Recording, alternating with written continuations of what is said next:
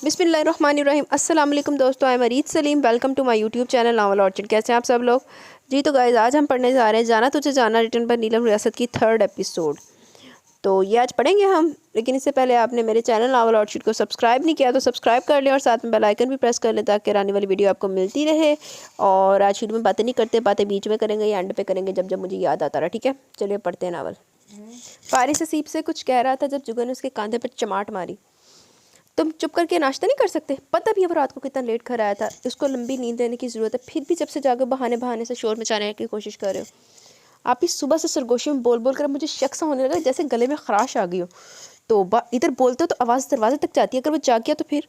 मैं बता रहा हूँ, ये पार्टी बदल कर आप अच्छा नहीं कर रही। शौहर की खातिर भाइयों को आंखें दिखा रही हैं, कड़े वक्त में भाई ही काम आते हैं। मैं कोई पार्टी नहीं बदल रही। 7 बजे से उसके फ़ोन कॉल्स मुसलसल आई जा रही हैं। वो तो शुक्र हुआ मैंने पहली बल की आवाज़ सुनकर ही इसका फ़ोन साइलेंट पर लगा दिया, वरना फ़ोन करने वाला ढीठ इंसान इसकी नींद ख़राब करके रहता। मैंने घर वाले फ़ोन को भी लाइन काट निकाल दी है, जब वो नींद पूरी करके उठेगा तब ऑन कर दूँगी। इस बात पर नाश्ता करते तीनों भाइयों के हाथ रुक गए। कहीं असद भाई की कॉल तो नहीं थी? हाँ, उसी की थी। पहले खौफज़दा नज़रों से जुगन को देखा, फिर एक दूसरे को। इसके बाद तीनों के हाथ में तेज़ी आ गई। जल्दी जल्दी टोस्ट और चाय अंदर उतारने लगे। तुम तीनों ऐसे खौफज़दा हो रहे जैसे कोई भूत देख लिया हो। अब्बास बोला, आपा भाई का फ़ोन साइलेंट मोड से हटा दे। मुझे अब्बास की बात से 100% इत्तेफाक है। साइलेंट से हटाकर अपने मजाजी खुदा का फ़ोन इनके सराहने रख दें। और ऐसा मैं क्यों करूं? क्योंकि अगर असद भाई बार बार कॉल करे तो मामला अर्जेंट होगा और भाई को ये बात पसंद नहीं आनी कि उसका फ़ोन साइलेंट पर लगाया हुआ है। तुम मुझे खौफज़दा करने की कोशिश ना करो। ज़रा ज़रा क्या हो जाएगा, तुम्हारा भाई मुझे जान से मार देगा तो मार दे, पर नींद पूरी ना होने के तक मैं फ़ोन बंद ही रहेगा। भाइयों, अपनी बहन को तो शोहदा में नाम लिखवाने का शौक़ हो गया, मगर हम भरी जवानी में मरना नहीं चाहते। चलो अपनी अपनी राह लें। फारिस अपना बैग उठाकर बाहर निकला। अब्बास को हम रास्ते में ड्रॉप कर देंगे, हसीब ने कहते हुए अब्बास को अपने पीछे आने का इशारा किया। तीनों भाई खुदा हाफिज़ कहकर घर से निकल कर जिगो ने दरवाजे में खड़े होकर तीनों को दूर से जाते देखा, फिर वो दरवाज़ा बंद करती वापस किचन में आ गई। अभी धोने वाले बर्तन सिंक पर रख रही थी जब बैरूनी दरवाजे पर हल्की सी दस्तक हुई। किचन की खिड़की से हारिस भाई नजर आ गए। खुशगवार हैरत के साथ इनके इस्तकबाल को। अस्सलाम वालेकुम हारिस भाई, क्या ही उम्दा सरप्राइज़ है। वालेकुम अस्सलाम भाई, सरप्राइज़ तो मुझे तुम्हारी तरफ से मिल रहा है। उस दिन से तुम्हारी कॉल का इंतज़ार में हूँ, मगर कमाल की बात नहीं कि कॉल ही नहीं। ओहो, किधर गया? कॉल आई ही नहीं। जुगन की हंसी जलतरंग जैसी थी, जिसकी रोशनी ताशफैन तक भी पहुंची थी। आपको कॉल करने की ज़रूरत ही नहीं पड़ी, क्योंकि यहाँ तो सब मेरी तवक्कात के उलट है। खैर, आप बैठे और बताएं, क्या घर में सब ठीक है? मम्मी मुझे याद तो बहुत करती होंगी। इस वक्त सब फर्स्ट क्लास है। मम्मी कल रात से हमारी तरफ ही हैं, और ऐसा कैसे हो सकता है कि तुम्हें याद ना करे? अलमास को तुम पर गुस्सा है, इतने अहम मौके पर तुम मौजूद नहीं हो। इसने तुम्हारी इससे पहले कि हारिस अपनी बात मुकम्मल करता, जुगन इस अहम मौके के मुतल्लिक पूछती कि ताशफिन को देखकर हारिस उसकी जानिब मुतवज्जा हो गया। अपनी जगह से उठकर अपने छोटे भाई को हाथ मसाफे के लिए आगे किया। अस्सलाम वालेकुम, कैसे हो? जुगन नोट किए बगैर न रह सकी कि हारिस के गर्मजोश अंदाज के जवाब में ताशफिन का अंदाज नपातुला सा था। वालेकुम अस्सलाम, अल्लाह का फजल, तुम सुनाओ? जुगन, हारिस साहब को चाय पानी ज़रूर पूछना है। मैं खुद ही तकल्लुफ़ात निभा रहा था, मगर इस वक्त जल्दी में हूँ। नंगे पैर सलवटों भरा यूनिफॉर्म गिरिबान के ऊपर ही बटन खुले हुए थे। उलझी हुई परेशान जुल्फ़े पेशानी पर झुकी हुई थी। संजीदा चेहरा लिए अपने कमरे की जानिब कदम बढ़ा दिए। जुगन को इसका अंदाज़ पसंद न आया, जबकि हारिस भाई जल्दी से बोले, ताशफिन मुझे तुमसे ज़रूरी काम था। साथ ही हारिस ने अपने बाजू पर बंधी महंगी घड़ी पर एक नज़र डाल के जताया, मुझे अगले आधे घंटे के अंदर ऑफिस पहुंचना है, इसलिए तुम पहले मेरी बात सुन लो। वो अपनी जगह रुककर मुड़ा और बड़े तहम्मुल से ठहरे हुए लहजे में बोला, हारिस साहब, आप मसरूफ़ आदमी, तो इधर भी कोई फारिग नहीं बैठा हुआ। मुझसे ज़रूरी काम था तो मुझे फ़ोन करके वक्त लेकर आते, और अब अपनी मर्ज़ी से आए तो चाहो तो बैठ कर इंतज़ार कर लो, वरना जाओ और अगली दफ़ा आने से पहले फ़ोन करके आना। जुगन की हैरत से फैलती नज़रें ताशफिन पर जमी हुई थी। इसको यकीन ना इस कदर बेइज्जती, वो हारिस के जवाब का इंतज़ार किए बगैर अपने कमरे में गायब हो गया था। इसको यकीन ना इस कदर बेइज्जती, वो हारिस के जवाब का इंतज़ार किए बगैर अपने कमरे में गायब हो गया था। अब्बा क्यों नहीं नज़र आ रहे? हारिस के सवाल पर जुगन की नज़रें वापस आईं। वो आज पिछली गली में एक आदमी का 10वें का ख़त्म है, उधर गए हुए हैं। अच्छा, फिर तो जल्दी वापसी नहीं होने वाली। चाहो तो अभी वहाँ जाकर देखो। मरहूम के घर वाले इतने फ़िक्रमंद नहीं होंगे जितनी दिल जमी से मेरे अब्बा कलाम पढ़ रहे होंगे। मरहूम की रूह को सवाब पहुँचाने के लिए पुरअज़म हमेशा से ऐसे हैं। जब हम सब भाई छोटे होते थे, अब्बा की ज़ात हमारे लिए किसी हीरो से कम नहीं थी। पूरे मोहल्ले में किसी को कोई काम होता, सीधा हमारे दरवाजे पर। अम्मी को 10 दफ़ा चाय बनानी पड़ती, फिर भी उनकी मेहमान नवाजी कम ना होती। ताशफिन ने पीछे से अम्मी का दामन थामा होता था। जहाँ जहाँ जाती ताशफिन भी पीछे पीछे जाया करता। फारिस की आमद के बाद ताशफिन बड़ा जेलस हुआ करता था। अम्मी फारिस को उठाती और ये फारिस को मारना शुरू हो जाता। गुस्से का हमेशा से बुरा रहा है। पर हारिस भाई, इसको आपसे इस तरह बात नहीं करनी चाहिए थी। जो ख्याल मुसलसल तंग कर रहा था, जुगन ने कह ही दिया। जवाब में हारिस ने मक्खी उड़ाने वाले अंदाज में हाथ मारा। तुम टेंशन ना लो, इस वक्त वो गुस्से में, और जब मैं गुस्से में होता हूँ तो मैं भी इसको इसी तरह डील करता हूँ। अब वो जानता है मैं इंतज़ार कर रहा हूँ, जानबूझकर ज़्यादा वक्त लगा कर निकलेगा। घर पर दही है? जुगन ने माथे पर हाथ मारा। ले, बातों में लगकर मैंने आपसे खाने का पूछना ही भूल गई। इससे पहले कि आप नफ़ी करें बता देती हूँ, मुझे आमलेट बनाना आ गया, चाय भी बड़ी अच्छी हो गई है। लस्सी बनानी आई? बनानी आई नहीं, मगर मैंने फ्रिज के ऊपर रेसिपी लिख रखी है, इसको फॉलो करके बना लेती हूँ। आपके लिए बना कर लाऊं? ले आओ, ये तजर्बा भी कर लेते हैं। लस्सी मेड बाय जुगन। वाह, तुम्हें यहाँ पर इतना पुरसकून देकर तुम्हारी बहन का हार्ट फेल हो जाएगा। उफ, इनको बताएगा कौन? आखिर एक दिन इसको इल्म हो ही जाना है, तब की तब देखी जाएगी। अभी तो लस्सी लाती हूँ, इतनी देर आप टीवी देख लें। टीवी रिमोट हारिस के सामने मेज़ पर रखकर वो खुद किचन का रुख किया। सारा कुछ जग में डालकर ब्लेंडर ऑन किया। 3 झटकों के बाद महलूल को गिलासों में डाला। चौंकी तब जब बाहर हाल से हारिस की झंझलाई हुई आवाज़ सुनाई दी। मैं जानता हूँ आजकल तुम्हारा हाथ तंग जा रहा है, फारिस की फ़ीस जानी है, घर के अखराजात एक तरफ। इस सूरत में बेहतर नहीं कि तुम ये रकम कबूल कर लो। जवाब में ताशफिन की गुस्से से भरी आवाज़ आई। तुम मेरे भाई ना होते हारिस तो इस वक्त तुम्हारी ज़ुबान काट कर तुम्हारे हाथ पे रख देता। तुमने हमें क्या समझ लिया? मेरी तरफ देखो और बताओ, क्या मुझे खैरात लगती है? ताशफिन, कभी अक्ल से काम मत लेना। जानते भी हो ये 7 लाख का चेक है। अलमास की भी यही ख्वाहिश है कि ये रकम तुम लोगों के काम आ जाए। जुगन सब वहीं छोड़कर कब बाहर आए उसको खुद इल्म ना हुआ। सिर्फ इतना याद रहा कि ताशफिन सीधे हाथ का मुक्का बनाकर हारिस की जानिब बढ़ा था। वो उसको मारधाड़ करते देख चुकी थी। दिल ही दिल में जान गई कि अगर ताशफिन ने हाथ उठा दिया तो हारिस मुंह से खून थूकता यहाँ से जाएगा, और हारिस की बीवी इसको इस हालत में देखकर ताशफिन की पक्की दुश्मन बन जाएगी। तीर जैसी तेजी से वो ताशफिन और हारिस के दरमियान आई। आज मैं तुम्हारे सारे ढीले स्क्रू टाइट करके तुम्हें यहाँ से भेजूंगा। कमीने, तुम समझते हो मैं बेखबर हूँ?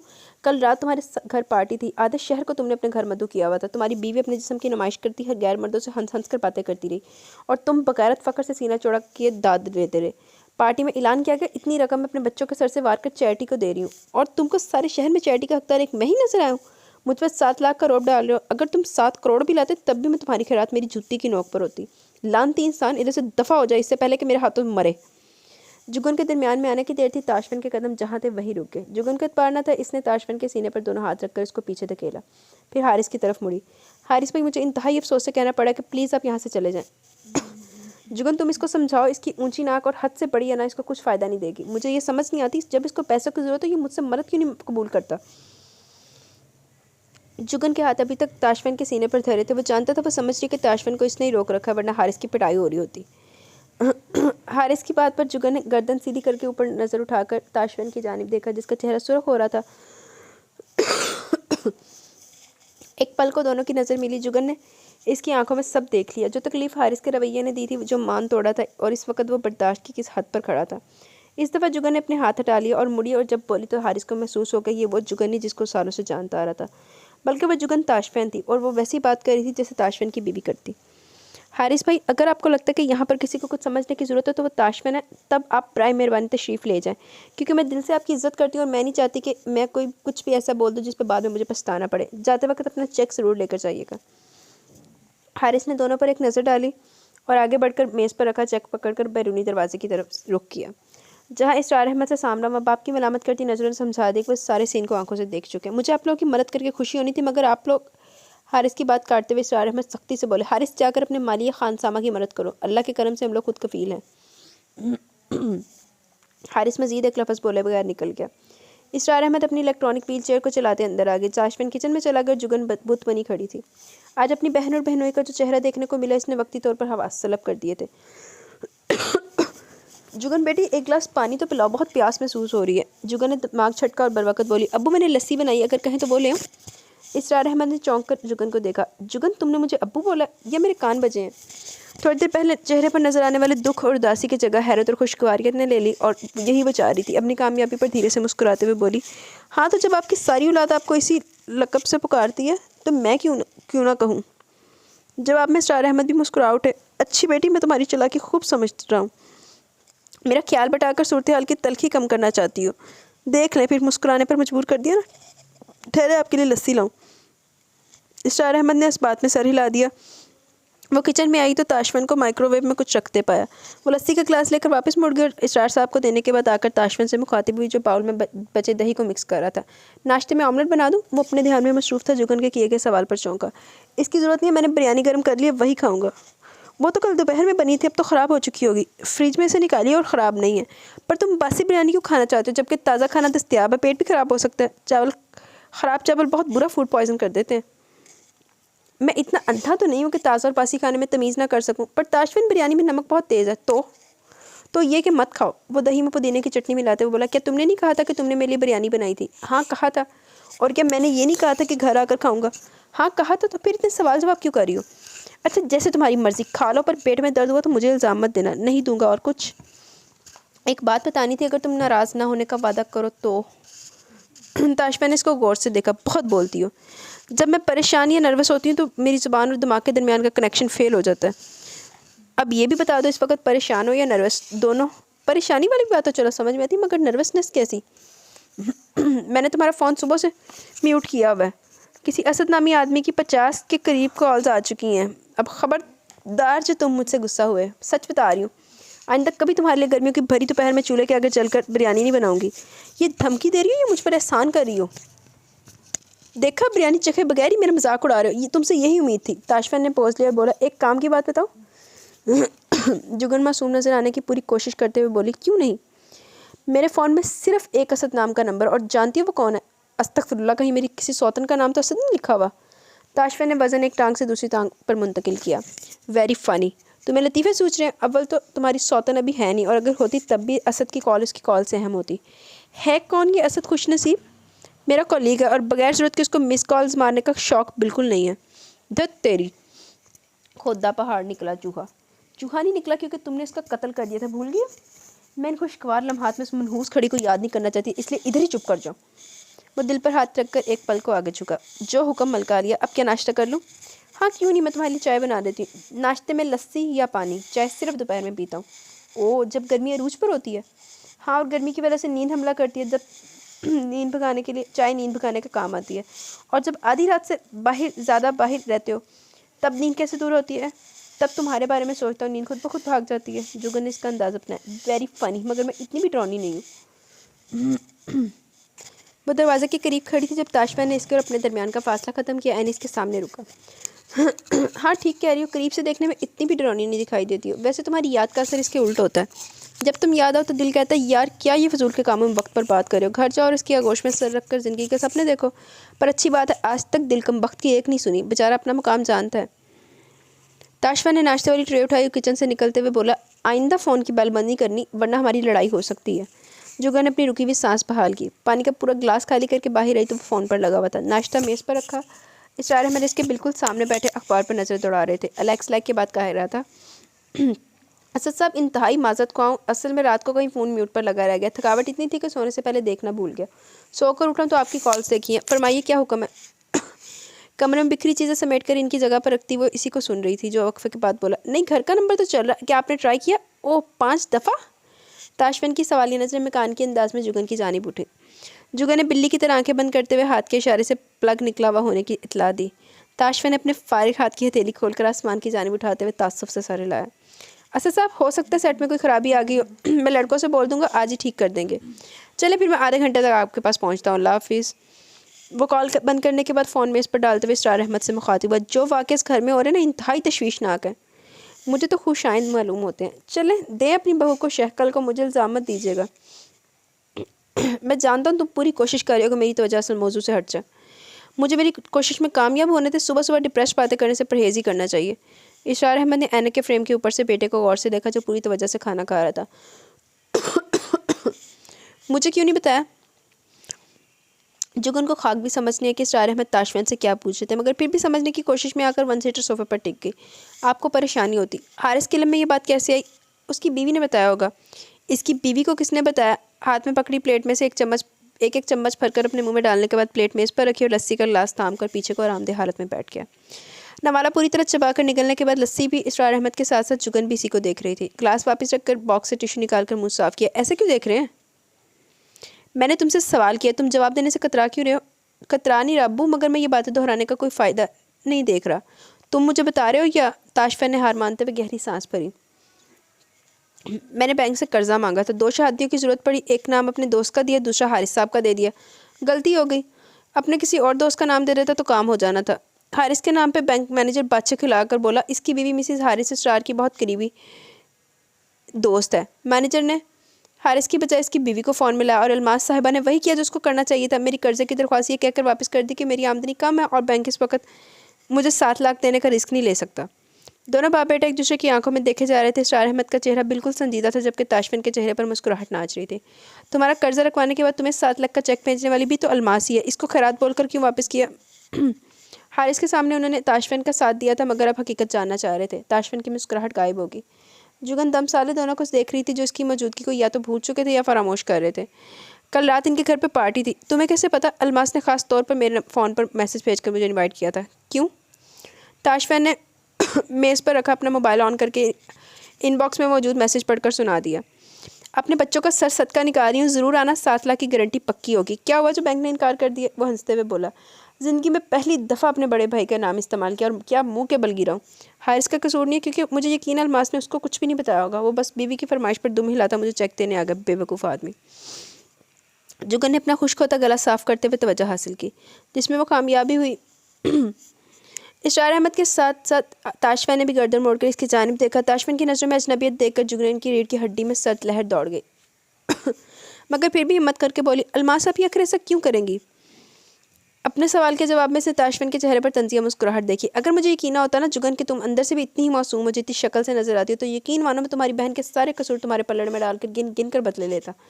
इसलिए तुम्हारे सवाल के जवाब में इतना ही कहूँगा, अगर तुम्हारी अलमास अभी इतनी अच्छी है तो उसको बताए बगैर यहाँ क्यों मौजूद हो? इसके बेदर एक लहजे और अल्फाज ने जुगन के चेहरे का रंग फक कर दिया।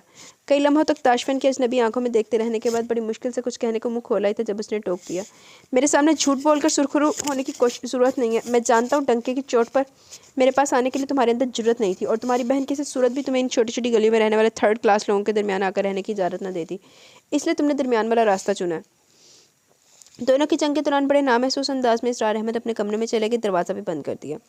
जुगन आंखों में पानी लिए इसको गुस्से से घूर रही थी। ये झूठ है, तुम अब भी ये गेम खेलना चाहती हो? क्या ये सच नहीं कि तुम अपने घर में बताए बगैर यहाँ आई हो? ये सच है मैं किसी को बताए बगैर आई हूँ, मगर ये सच नहीं कि मुझ में ज़रूरत नहीं है। अच्छा ये बात है तो क्या तुम्हारी बहन का नंबर मिलाकर इससे बात करवाऊँ, वो भी अपने फ़ोन नंबर से? आप ही तुम्हारी जो भी लड़ाई है इसमें मुझे क्यों घसीट रहे हो? तुम्हारे सामने मैंने हारिस भाई के मुकाबले में तुम्हारा साथ दिया और अभी तुम क्या कह रहे थे कि मेरी बहन के किए की सज़ा मुझे नहीं दोगे? तो ये क्या है? मैं यहाँ तुम्हारे साथ किसी किस्म का खेल खेलने नहीं आई, तुम्हें जानने समझने के लिए आई हूँ। और आज के बाद अगर तुमने मुझे अपनी भाभी की शख्सियत के तनाजुर में जज किया या मेरी नीयत पर शक किया तो याद रखना इस दफ़ा तुम मुझे छोड़कर नहीं जाओगे, बल्कि इस दफ़ा मैं खुद तुम्हें छोड़ दूंगी। फिर तुम्हें मेरी जरूरत का अंदाज़ा भी हो जाएगा। बात पूरी करके वो अपनी जगह से उठकर बेडरूम में बंद होगी। इसकी नज़रों में वो आंसू छुपा न रह सका जो जुगन के गाल पर बहता नजर आया। खुद कलामी करते हुए बड़बड़ाया, ताशफिन इसरार बड़े बेहुदा इंसान हो यार, कहाँ का गुस्सा कहाँ निकाल दिया। नेमत खुद चल कर घर आई है, बेवकूफ़ इंसान, कदर कर कदर। माँ के बाद पहली दफ़ा किसी औरत ने तेरे लिए शौक से खाना बनाया। फिर क्या हुआ जो नमक तेज़ था? ये चावल बीच बीच में से कच्चे थे, अब मांग माफ़ी। अब अब्बू के बंद दरवाजे को देखकर आवाज़ लगाई, वालिद साहब आपने अच्छा नहीं किया, मुश्किल वक्त में अकेला छोड़कर भाग गए। उठकर जुगन के दरवाजे के हैंडल पर हल्का सा दबाव डालकर दरवाज़ा पा किया। सामने वो दोनों टांगे कुर्सी पर रखकर इसके गिर्द बाजू लपेटे बैठी हुई थी।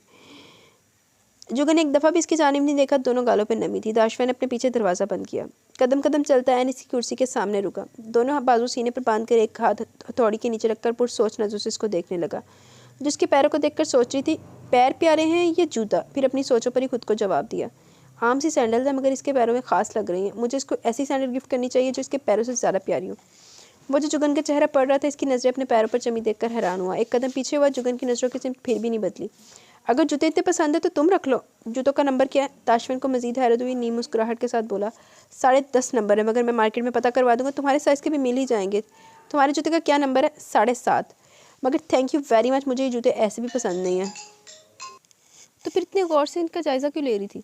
नाराज़ सी जुगन ने सर नफ़ी में हिलाया, जूतों का नहीं तो पापा पैरों का। आई एम सॉरी, जूता गिफ्ट कर सकता था, पैर नहीं दे सकता क्योंकि मेरे पास भी इनका एक ही जोड़ा। जुगन ने बड़ी कोशिश की कि हंसी ना निकले मगर लब मुस्कुरा उठे। एक बात बोलूं? जुगन ने नफ़ी में सर हिला दिया। सुन लो, तुम्हारी तारीफ़ करने लगा। जुगन ने अपके फिर सर नफ़ी में हिला दिया। जैसे तुम्हारी मर्ज़ी की, अब मैं दोस्ती समझूं? ताशफिन ने अपनी सीधी हथेली जुगन के सामने फैलाई। जुगन ने ना नज़र उठाकर देखा ना इसका बड़ा हुआ हाथ थामा, बस नफ़ी में गर्दन हिला दी। तो दोस्ती बहाल कैसे हो सकती है? एक शर्त पे हाथ मिला सकती हूँ। कैसी शर्त? अब के जुगन ने गर्दन उठाकर ताशफिन की नज़रों में देखा। ताशफिन ने सोचा बेहतर था ये नज़रें नीची ही रहती। जुगन कुर्सी छोड़कर इसके सामने खड़ी होकर आंखों में देखते हुए बोली, मुझे इस घर का फ़र्द मानना होगा। लो, ये क्या बात हुई? ज़ाहिरी बात है तुम इस घर की फ़र्द हो, बस इतनी सी बात। जुगन ने फिर नफ़ी में सर गर्दन हिलाई, बॉब कट बालों में एक दफ़ा फिर हलचल मची। फिर जुगन ने हाथ ऊपर उठाकर ताशफिन के गिरेबान का ऊपर से निचला बटन बंद किया। बटनों वाली पट्टी पर उंगली फेरकर नजर आने वाले बल दूर किए। ताशफिन की नज़रें इसके हाथों की हरकत से होती हुई इसके चेहरे पर वापस आईं। जुगन, तुम ऐसा वैसा कोई मुतालबा नहीं करोगी, जो सोच रहे हो वो नामुमकिन है। जुगन ने अपनी संजीदा नज़रें उठाकर ताशफिन को चैलेंज किया। क्यों नामुमकिन है? कर्जे के तौर पर ले लो, जब तुम्हारे पास हो मुझे वापस कर देना। ले लेता अगर मुझे ज़रूरत होती। अच्छा, चंद मिनट में क्या बदल गया? मैंने असद के नाम पर कर्जा मांग लिया, 1-2 दिन में रकम मिल जानी है। तुम झूठ बोल रहे हो, बहस मत करो, मैं तुम्हारे पैसे कबूल नहीं कर सकता। क्यों? मेरी प्यारी जुगन, ये जो तुम्हारा शौहर है ना, इसके पास सिर्फ एक ही कीमती चीज़ है, इसकी खुददारी। अगर खुददारी ना बची तो मर्द के पास रहा ही क्या? ताशफिन, मियाँ बीवी के दरमियान कैसी खुददारी? मेरा सब कुछ तुम्हारा और तुम्हारा सब कुछ मेरा है। ताशफिन ने उंगली के पोरों से जुगन की आंखों पे आते बाल इसके कान के पीछे अड़ से। जुगन, तुम्हारा सब कुछ तुम्हारा और मेरा सब कुछ भी तुम्हारा। वाह ये वैसे जुगन को ऐसे बोलना चाहिए था। वैसे इमोशनल डायलॉग चल रहा है ना, चलो इसलिए जुगन ने बोल दिया, नहीं तो अमूमन ये डायलॉग इस तरह से बोला जाता है ना कि आपका सब कुछ भी मेरा तो है ही मेरा। ये बोलकर तुम मुझे गैरियत का एहसास दिला रहे हो। कैसे समझोगी? कम से कम मेरे हक महर वाली रकम तो ले सकते हो ना। मैं चाहता हूँ, क्या चाहते हो? मैं चाहता हूँ कि तुम फ़र्ज़ करो कि तुम एक गरीब बाप की बेटी हो, बैंक में एक अकाउंट तक नहीं है, थोड़ा सा मुश्किल वक्त है, ये गुजर जाना, तो मैं हर आसाइश देने की कोशिश करूँगा। ताशफिन, चलो फ़र्ज़ किया कि मैं गरीब बाप की बेटी हूँ, पर क्या ये भी फ़र्ज़ करूँ कि मैं जॉब नहीं करती हूँ? मेरे अकाउंट में मेरी तनख्वाह जमा पड़ी है, मेरा जेब खर्च डैडी की तरफ से मिलता है। जो पैसे तुम्हें देना चाह रही हूँ वो मेरे ज़ाती पैसे हैं, डैडी के नहीं हैं। और तुम ये बात जानते हो कि आजकल आम सी बात है, मियाँ बीवी दोनों जॉब करते हैं। चलो ठीक है, अगली दफ़ा जब मुझे ज़रूरत पड़ी सीधा तुम्हारे पास आऊँगा, मगर अभी तो तुम ये फारिश लोगों की शॉपिंग और ये बुक शेल्फ जैसे स्टंट बंद करो। अच्छा, पर मैं सोच रही थी कि नरगिस की शादी से पहले पहले सारे घर का पेंट नया करवा देंगे। वो किस लिए? अबू कह रहे थे हो सकता है पप्पो लोगों के मेहमान हमारी तरफ भी रुके तो अच्छा लगेगा ना, नया पेंट हुआ होगा। सारे कमरे दोबारा से फर्निश करूंगी, कितना मज़ा आएगा। ताशफिया ने टोकना चाहा, मगर जो खुशी जुगन की आंखों में नजर आ रही थी, इस खुशी ने जुबान पर आए जुमले को बदल दिया और वो कुछ यूँ बोला। फारिस से कह दूंगा पेंट वाले का इंतजाम करवा लेगा, इसके अलावा जो सामान चाहिए हो इसी को लिस्ट बना देना, मैं पैसे दे दूंगा। अपने पास रखो अपने पैसे, जब तुम मेरी मदद लेने के लिए रजामंद नहीं हो तो मैं क्यों तुम्हारी लूँ? वो कुछ कहने वाला था जब बाहर होने वाली इतलाई घंटी ने खामोश करवा दिया। बेख्तियार अपने हाथ पर बंदी घड़ी पर नज़र डाली। तुमने बातों में लगाकर मुझे अच्छा खासा लेट करवा दिया, मुझे लगता है ड्राइवर इंतजार करने के बाद घर आ गया। वो लंबे लंबे डग भरता बाहर निकल गया। ताशफिन ने दरवाज़ा खोला, सामने नरगिस को खड़े पाया। अरे ताशफिन भाई, आप अभी तक काम पे नहीं गए? ताशफिन ने साइड पर होकर नरगिस को रास्ता दिया। बस निकल ही रहा था, आओ अंदर आ जाओ। नरगिस, जुगन अपने कमरे में है। नरगिस से सर से अपनी अम्मी की ताशफिन को दामाद बनाने वाली ख्वाहिश जो तलवार की तरह लटकती थी। ताशफिन की शादी के बाद वो तलवार हट चुकी थी, वरना वो हमेशा ताशफिन से कतराती रही थी। आपने कल सबको बहुत परेशान किया, खासकर भाभी और अब्बास की तरफ से देखा नहीं जा रहा था। अगर फारिस घर पर मौजूद था तो यहाँ एक नया ही ड्रामा बना होता था। सारा मोहल्ला इधर जमा था, वो तो फारिस ने सबको डांट कर घर भेज दिया। अम्मा सुबह ही आपको देखने आ रही थी, रास्ते में फिर फारिस मिल गया, अम्मा को वापस घर भेज दिया। ताशफिन जो अपना वॉलेट वगैरह चेक कर रहा था, हाथ वहीं रुक गए। दिल ही दिल में फारिस का शुक्रगुजार तो हुआ ही, मगर अपने से छोटे पर प्यार भी बहुत आया। हालांकि आमतौर पर फारिस लाउबाली मशहूर था, मगर ऐसे मौके पर वो साबित कर देता कि ताशफिन इस पर भरोसा कर सकता था। परेशानी की कोई बात नहीं थी, पर काम ही ऐसा है, बंदा चाहते हुए भी ऐसे वक्त से बच नहीं सकता। मुझे खुशी है कि फारिस ने मेरी खलासी करवा दी। जुगन बाहर रही, नरगिस पर नज़र पड़ते ही चेहरे पर मुस्कुराहट दौड़ गई। नरगिस, पप्पा की तबीयत अब कैसी है? रात इनका बीपी लो हो गया था। जैसे ताशफिन भाई की गाड़ी गली में रुकी थी, इनका बीपी खुद ब खुद ठीक हो गया। कह रही थी हल्की सी खिड़की खोलकर ताशफिन की एक झलक देख ली थी। सुबह 3 बजे आया था और थका हुआ लग रहा था, इसलिए इसको रोक कर कुछ नहीं पूछा। जुगन को हैरत हुई, जिसका इजहार करते हुए बोली, हाँ ये रात को इसी वक्त आए थे। तो क्या पप्पा सारा वक्त इनके इंतजार में बैठी रही थी, सोई नहीं वो? भाई अम्मा को तब तक चैन की नींद नहीं आती जब तक इनका भतीजा घर नहीं आ जाता, खासकर जब से पुलिस की नौकरी शुरू हुई है, और ये कल तीसरा वाक़या हो गया। लंबी लंबी तस्बीह पड़ी जाती हैं, सजदे हो रहे हैं, बस एक ही दुआ, या अल्लाह मेरा बिन माँ का बच्चा खैर से घर आए। वो कहती हैं कि ताशफिन की कौन सा घर में माँ बैठी हुई है जिसकी सलामती के लिए दुआएं करे, इसलिए मुमानी जी के हिस्से की दुआएं माँ करती हैं। जुगन के गले में आंसुओं का गोला अटकता हुआ महसूस हुआ। कल जिस किस्म की सूरत हाल का सामना हुआ था, इसके तनाज़ुर में पप्पो की बात सीधी दिल पर लगी। चलो बस करो, खबरनामा ही सुनाने बैठ गई हो। ताशफिन जो अब्बू को देखने गया था, इसको सोता पाकर वापस आया। अब अपने कमरे की तरफ कदम बढ़ाते हुए एक पल रुक कर नरगिस को खामोश करवाया और नज़र जुगन पर डाली, जो निचला होंठ दांतों से दबा रही थी। यार आज पता नहीं क्या आवाज़ मुझसे ना बोला नहीं जा रहा, वो मुंह मेरा बहुत ज़्यादा खुश्क हुआ पड़ा है। हालांकि मैंने कुछ भी नहीं खाया, कि मैंने यूनिवर्सिटी से आके सिर्फ खाना ही खाया अभी तो, लेकिन मेरा मुँह ऐसा बना पड़ा। चले रिकॉर्डिंग के बाद खाती हूँ। कुछ पानी रखा हुआ, मैंने थोड़ा सा पानी पी लूँ, 1 मिनट हो गए।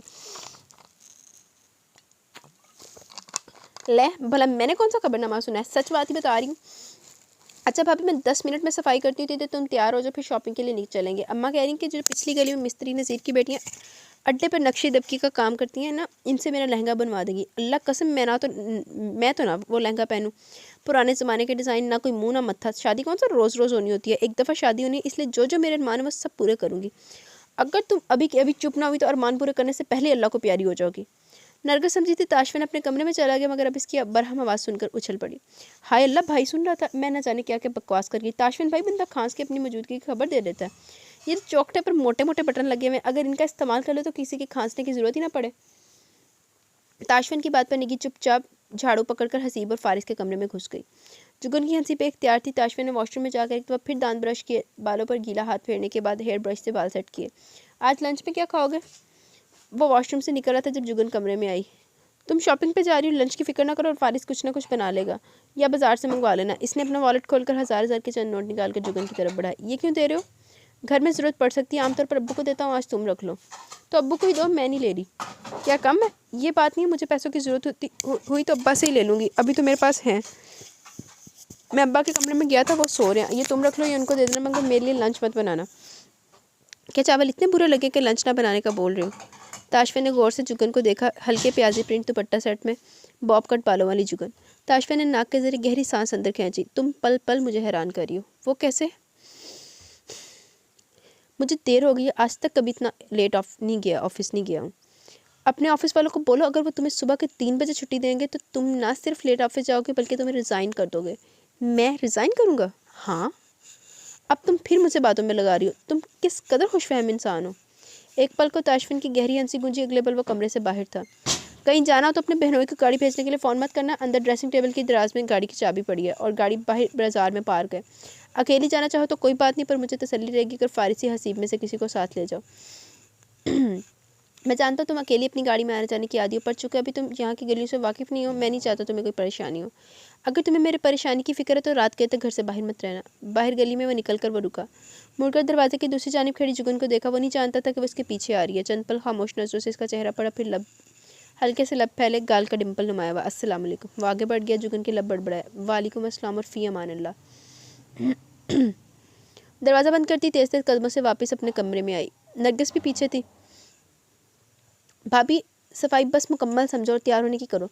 जुगन अपने हैंडबैग से अपना बंद पड़ा मोबाइल निकालते हुए बोली, तैयार भी होती हूँ, पर पहले मुझे हारिस भाई की तो ज़रा खबर देने दो। एक बात इनके पेट में नहीं टिक सकी। नरगिस नासमझी से पहले तो इसको देखती रही, फिर इसको फ़ोन में मसरूफ़ देखकर अपने काम को लग गई। अस्सलाम वालेकुम, जुगन बोल रही हूँ। वालेकुम अस्सलाम। तुम ना बताती तो भी मुझे पता लग चलना था कि तुम जुगन बोल रही हो। मजाक के मूड में बिल्कुल नहीं हूँ, आपसे लड़ाई करने को कॉल की है। अच्छा, सुबह वाले रवैये के बाद भी कुछ बचा कहने को? सुबह तो मैंने कोई बात ही नहीं की थी। हाँ हाँ, मुझे घर से जाने का तो सिर्फ ताशफिन ने बोला था। तुमने तो बल्कि इसको मना किया था कि मेरे भाई को ऐसे घर से जाने का ना बोले, वो हर्ट होगा। हारिस भाई, सुबह जो कुछ भी हुआ इसके पीछे आपकी अजीज़ जान बेगम का हाथ है, मेरा नहीं। और इस बात को छोड़े, मैंने फ़ोन पर्सनल रीज़न की वजह से किया। भाई होते हुए आपने मुझे धोखा दिया है। हैं, क्या बोल रही हो? मैंने आपसे एक दिन गाड़ी के मंगवा लिया, आपने उठाकर ताशफिन को भी बता दी, यानी आज के बाद बंदा आपसे कोई फेवर ना मांगे। दूसरी तरफ हारिस ने गहरी सांस ली। जुगन, एक सेकंड के लिए तुमने मुझे परेशान कर दिया था। पागल लड़की, मैंने ताशफिन को नहीं बताया तो फिर किसने बताया? आपको पता है अभी अभी मुझे कहकर गया कि आइंदा गाड़ी की ज़रूरत हो तो अपने बहनोई से मंगवाने की बजाय इसकी गाड़ी लेकर जाऊँ। उस दिन ताशफिन यहाँ मेरे ऑफिस में था जब तुम्हारी कॉल आई थी। इसने मेरे सर पर तुम्हारा नाम देखकर कॉल ऑन करके स्पीकर लगाया था, बल्कि मेरा फ़ोन ही उठाकर खिड़की से बाहर फेंक दिया था। 2 पल को इसकी बोलती बंद होगी। सोचते हुए बोली, हारिस भाई, ये जो आपका भाई है ना, अच्छा अब वो मेरा भाई हो गया। और सुबह जब इसके साथ खड़ी थी तब क्यों ना याद आया? वही तो बताने जा रही हूँ, सुन तो ले। सारी बातों का आपको भी इल्म नहीं है। ताशफिन नॉर्मल मूड में जैसा होता है ना, पुरसकून ठहरे पानी जैसा, गुस्से में उसके उलट होता है। इसलिए मैं आपके और उसके दरमियान आई थी। हारिस भाई, इसने आपकी पिटाई कर देनी थी। इसकी बात पर दूसरी तरफ हारिस हंसा और हंसता चला गया। वो दुख से बोली, आपको मेरी बात मजाक लग रही है? हंसी के दरमियान हारिस बोला, ना बिल्कुल भी नहीं, मैं अपने भाई को जानता हूँ, मगर मुझे हैरत इस बात की कि तुम्हें कैसे पता चला कि इसने तुम पर गुस्सा किया? नहीं, मेरी वजह से किसी और पर किया था। वो छोड़े, एक काम की बात सुने। आपने आज पैसे देने का जो तरीका अपनाया, इससे ताशफिन के साथ साथ अब्बू के जज्बात भी हर्ट हुए। आपको ऐसा नहीं करना चाहिए था। यार आखिर इसमें हर्ज क्या है? आपको पता है अलमास आपी ने ताशफिन का बैंक लोन रखवा दिया था।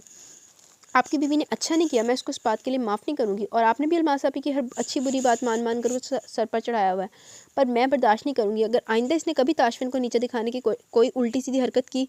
जुगन बोले जा रही थी, मगर दूसरी तरफ हारिस की इसकी कोई रबत ना मिला। इसलिए ज़रा तेज़ आवाज़ में जुगन को टोकते हुए बोला, खुदा का नाम लो लड़की, तुम कब से इतनी बतूनी हो गई हो? और ये कर्जे का क्या किस्सा? अगर नागवार ना गुजरे तो ये रोशनी डाल दो, मेरे पल्ले तो कुछ नहीं पड़ा। क्या मैं बहुत ज़्यादा बोल रही हूँ? असल में मैं मसरूफ़ हूँ, वक्त कम है, इसलिए जल्दी जल्दी सब कुछ बता रही हूँ। इसने मुख्तसर लफ्ज़ों में सारी बात हारिस के गोश गुजार कर दी। अच्छा हारिस भाई, अभी फ़ोन रख रही हूँ, नरगिस आई हुई। अच्छा नहीं लगता कि मैं उसको वक्त देने की बजाय फ़ोन पर मसरूफ़ रहूँ। आपके साथ दोबारा बात होगी, अल्लाह हाफिज़। हारिस को सोचता हुआ छोड़कर वो फ़ोन रखकर नरगिस को ढूंढने लगी। मुझे बाहर निकालो, मुझे क्यों पकड़ा है? इसके हाथ पैर मुकम्मल तौर पर रस्सियों से जकड़े हुए थे। कोई है? खुदा के लिए मुझे इस कब्र से निकालो, मैं मरना नहीं चाहता हूँ। सुन रहे हो? जो चाहते हो मैं तुम्हारी हर बात मानने को तैयार हूँ, जितने पैसे चाहिए बताओ, मैं देने को तैयार हूँ, पर मुझे जाने दो। हेलो, तुम्हें अल्लाह का वास्ता मुझे छोड़ दो। वो ऊंची आवाज़ में रोने लगा। इसके आंसू आंखों पर बंधी पट्टी में गुम होते गए। ना किसी को दाद रसी के लिए आना था, ना कोई आया। वो वक्त का शुमार भूल चुका था, पता भी नहीं चलता कि दिन है या रात। हर वक्त गुपकेर, चारों सू अंधेरा ही अंधेरा था। चीख चीख कर थक जाता तो थक हार कर गनूदगी में डूब जाता, पर होश आता तो फिर वही काम फिर से शुरू कर देता, मगर कोई फ़ायदा नहीं हो रहा। सुबह शाम इसके सामने खाने की ट्रे रखकर मतला कर दिया जाता। वो अपने बंधे हुए हाथों और आंखों से खौफ के मारे कुछ खा भी ना पाता था, मगर जब पेट ने मजीद खाली रहने से इनकार कर दिया तो उसने किसी न किसी तरह दिल को मारकर चंद एक नवाले जहर मार कर ही लिए। दूसरा मसला लैट्रिन का था, जो इसी कमरे के कोने में मौजूद थी, जिसके दरमियान कोई दीवार न थी। बदबू ने इसको मुसलसल रहने वाला सर दर्द दिया हुआ था। बंद आंखों के सामने घूमने वाले गोल गोल दायरे कभी बड़े हो जाते, कभी छोटे होते होते मिट जाते। माँ का तसव्वुर जागा तो वो किसी बच्चे की तरह तड़प तड़प कर रोने लगा। अम्मा, आप ही मेरे पास आ जाओ, मुझे आपकी बड़ी ज़रूरत है। अम्मा, मैं मरना नहीं चाहता, मैं मानता हूँ मैंने ज़िंदगी गंवा दी, मैंने बहुत बुरा किया। या अल्लाह, क्या तेरे घर में माफ़ी की कोई राह नहीं है? मुझे माफ़ कर दे, बस एक दफ़ा मुझे इस कब्र से ज़िंदा निकाल दे। मैं मरना नहीं चाहता, मैं हमेशा रहने वाले अंधेरे के साथ नहीं रहना चाहता। कोई है जो मुझे इस तारीकी से निकाल दे। आंखों से सियाल बहता चला गया। बचपन में माँ ने बताया था कि जो लोग दुनिया से कोई कमाई लेकर आगे नहीं जाएंगे, उनका साथी सिर्फ अंधेरा होगा। वहाँ पर भी वो सारी हकीकत खुल जाएगी और सारे पर्दे हट जाएंगे।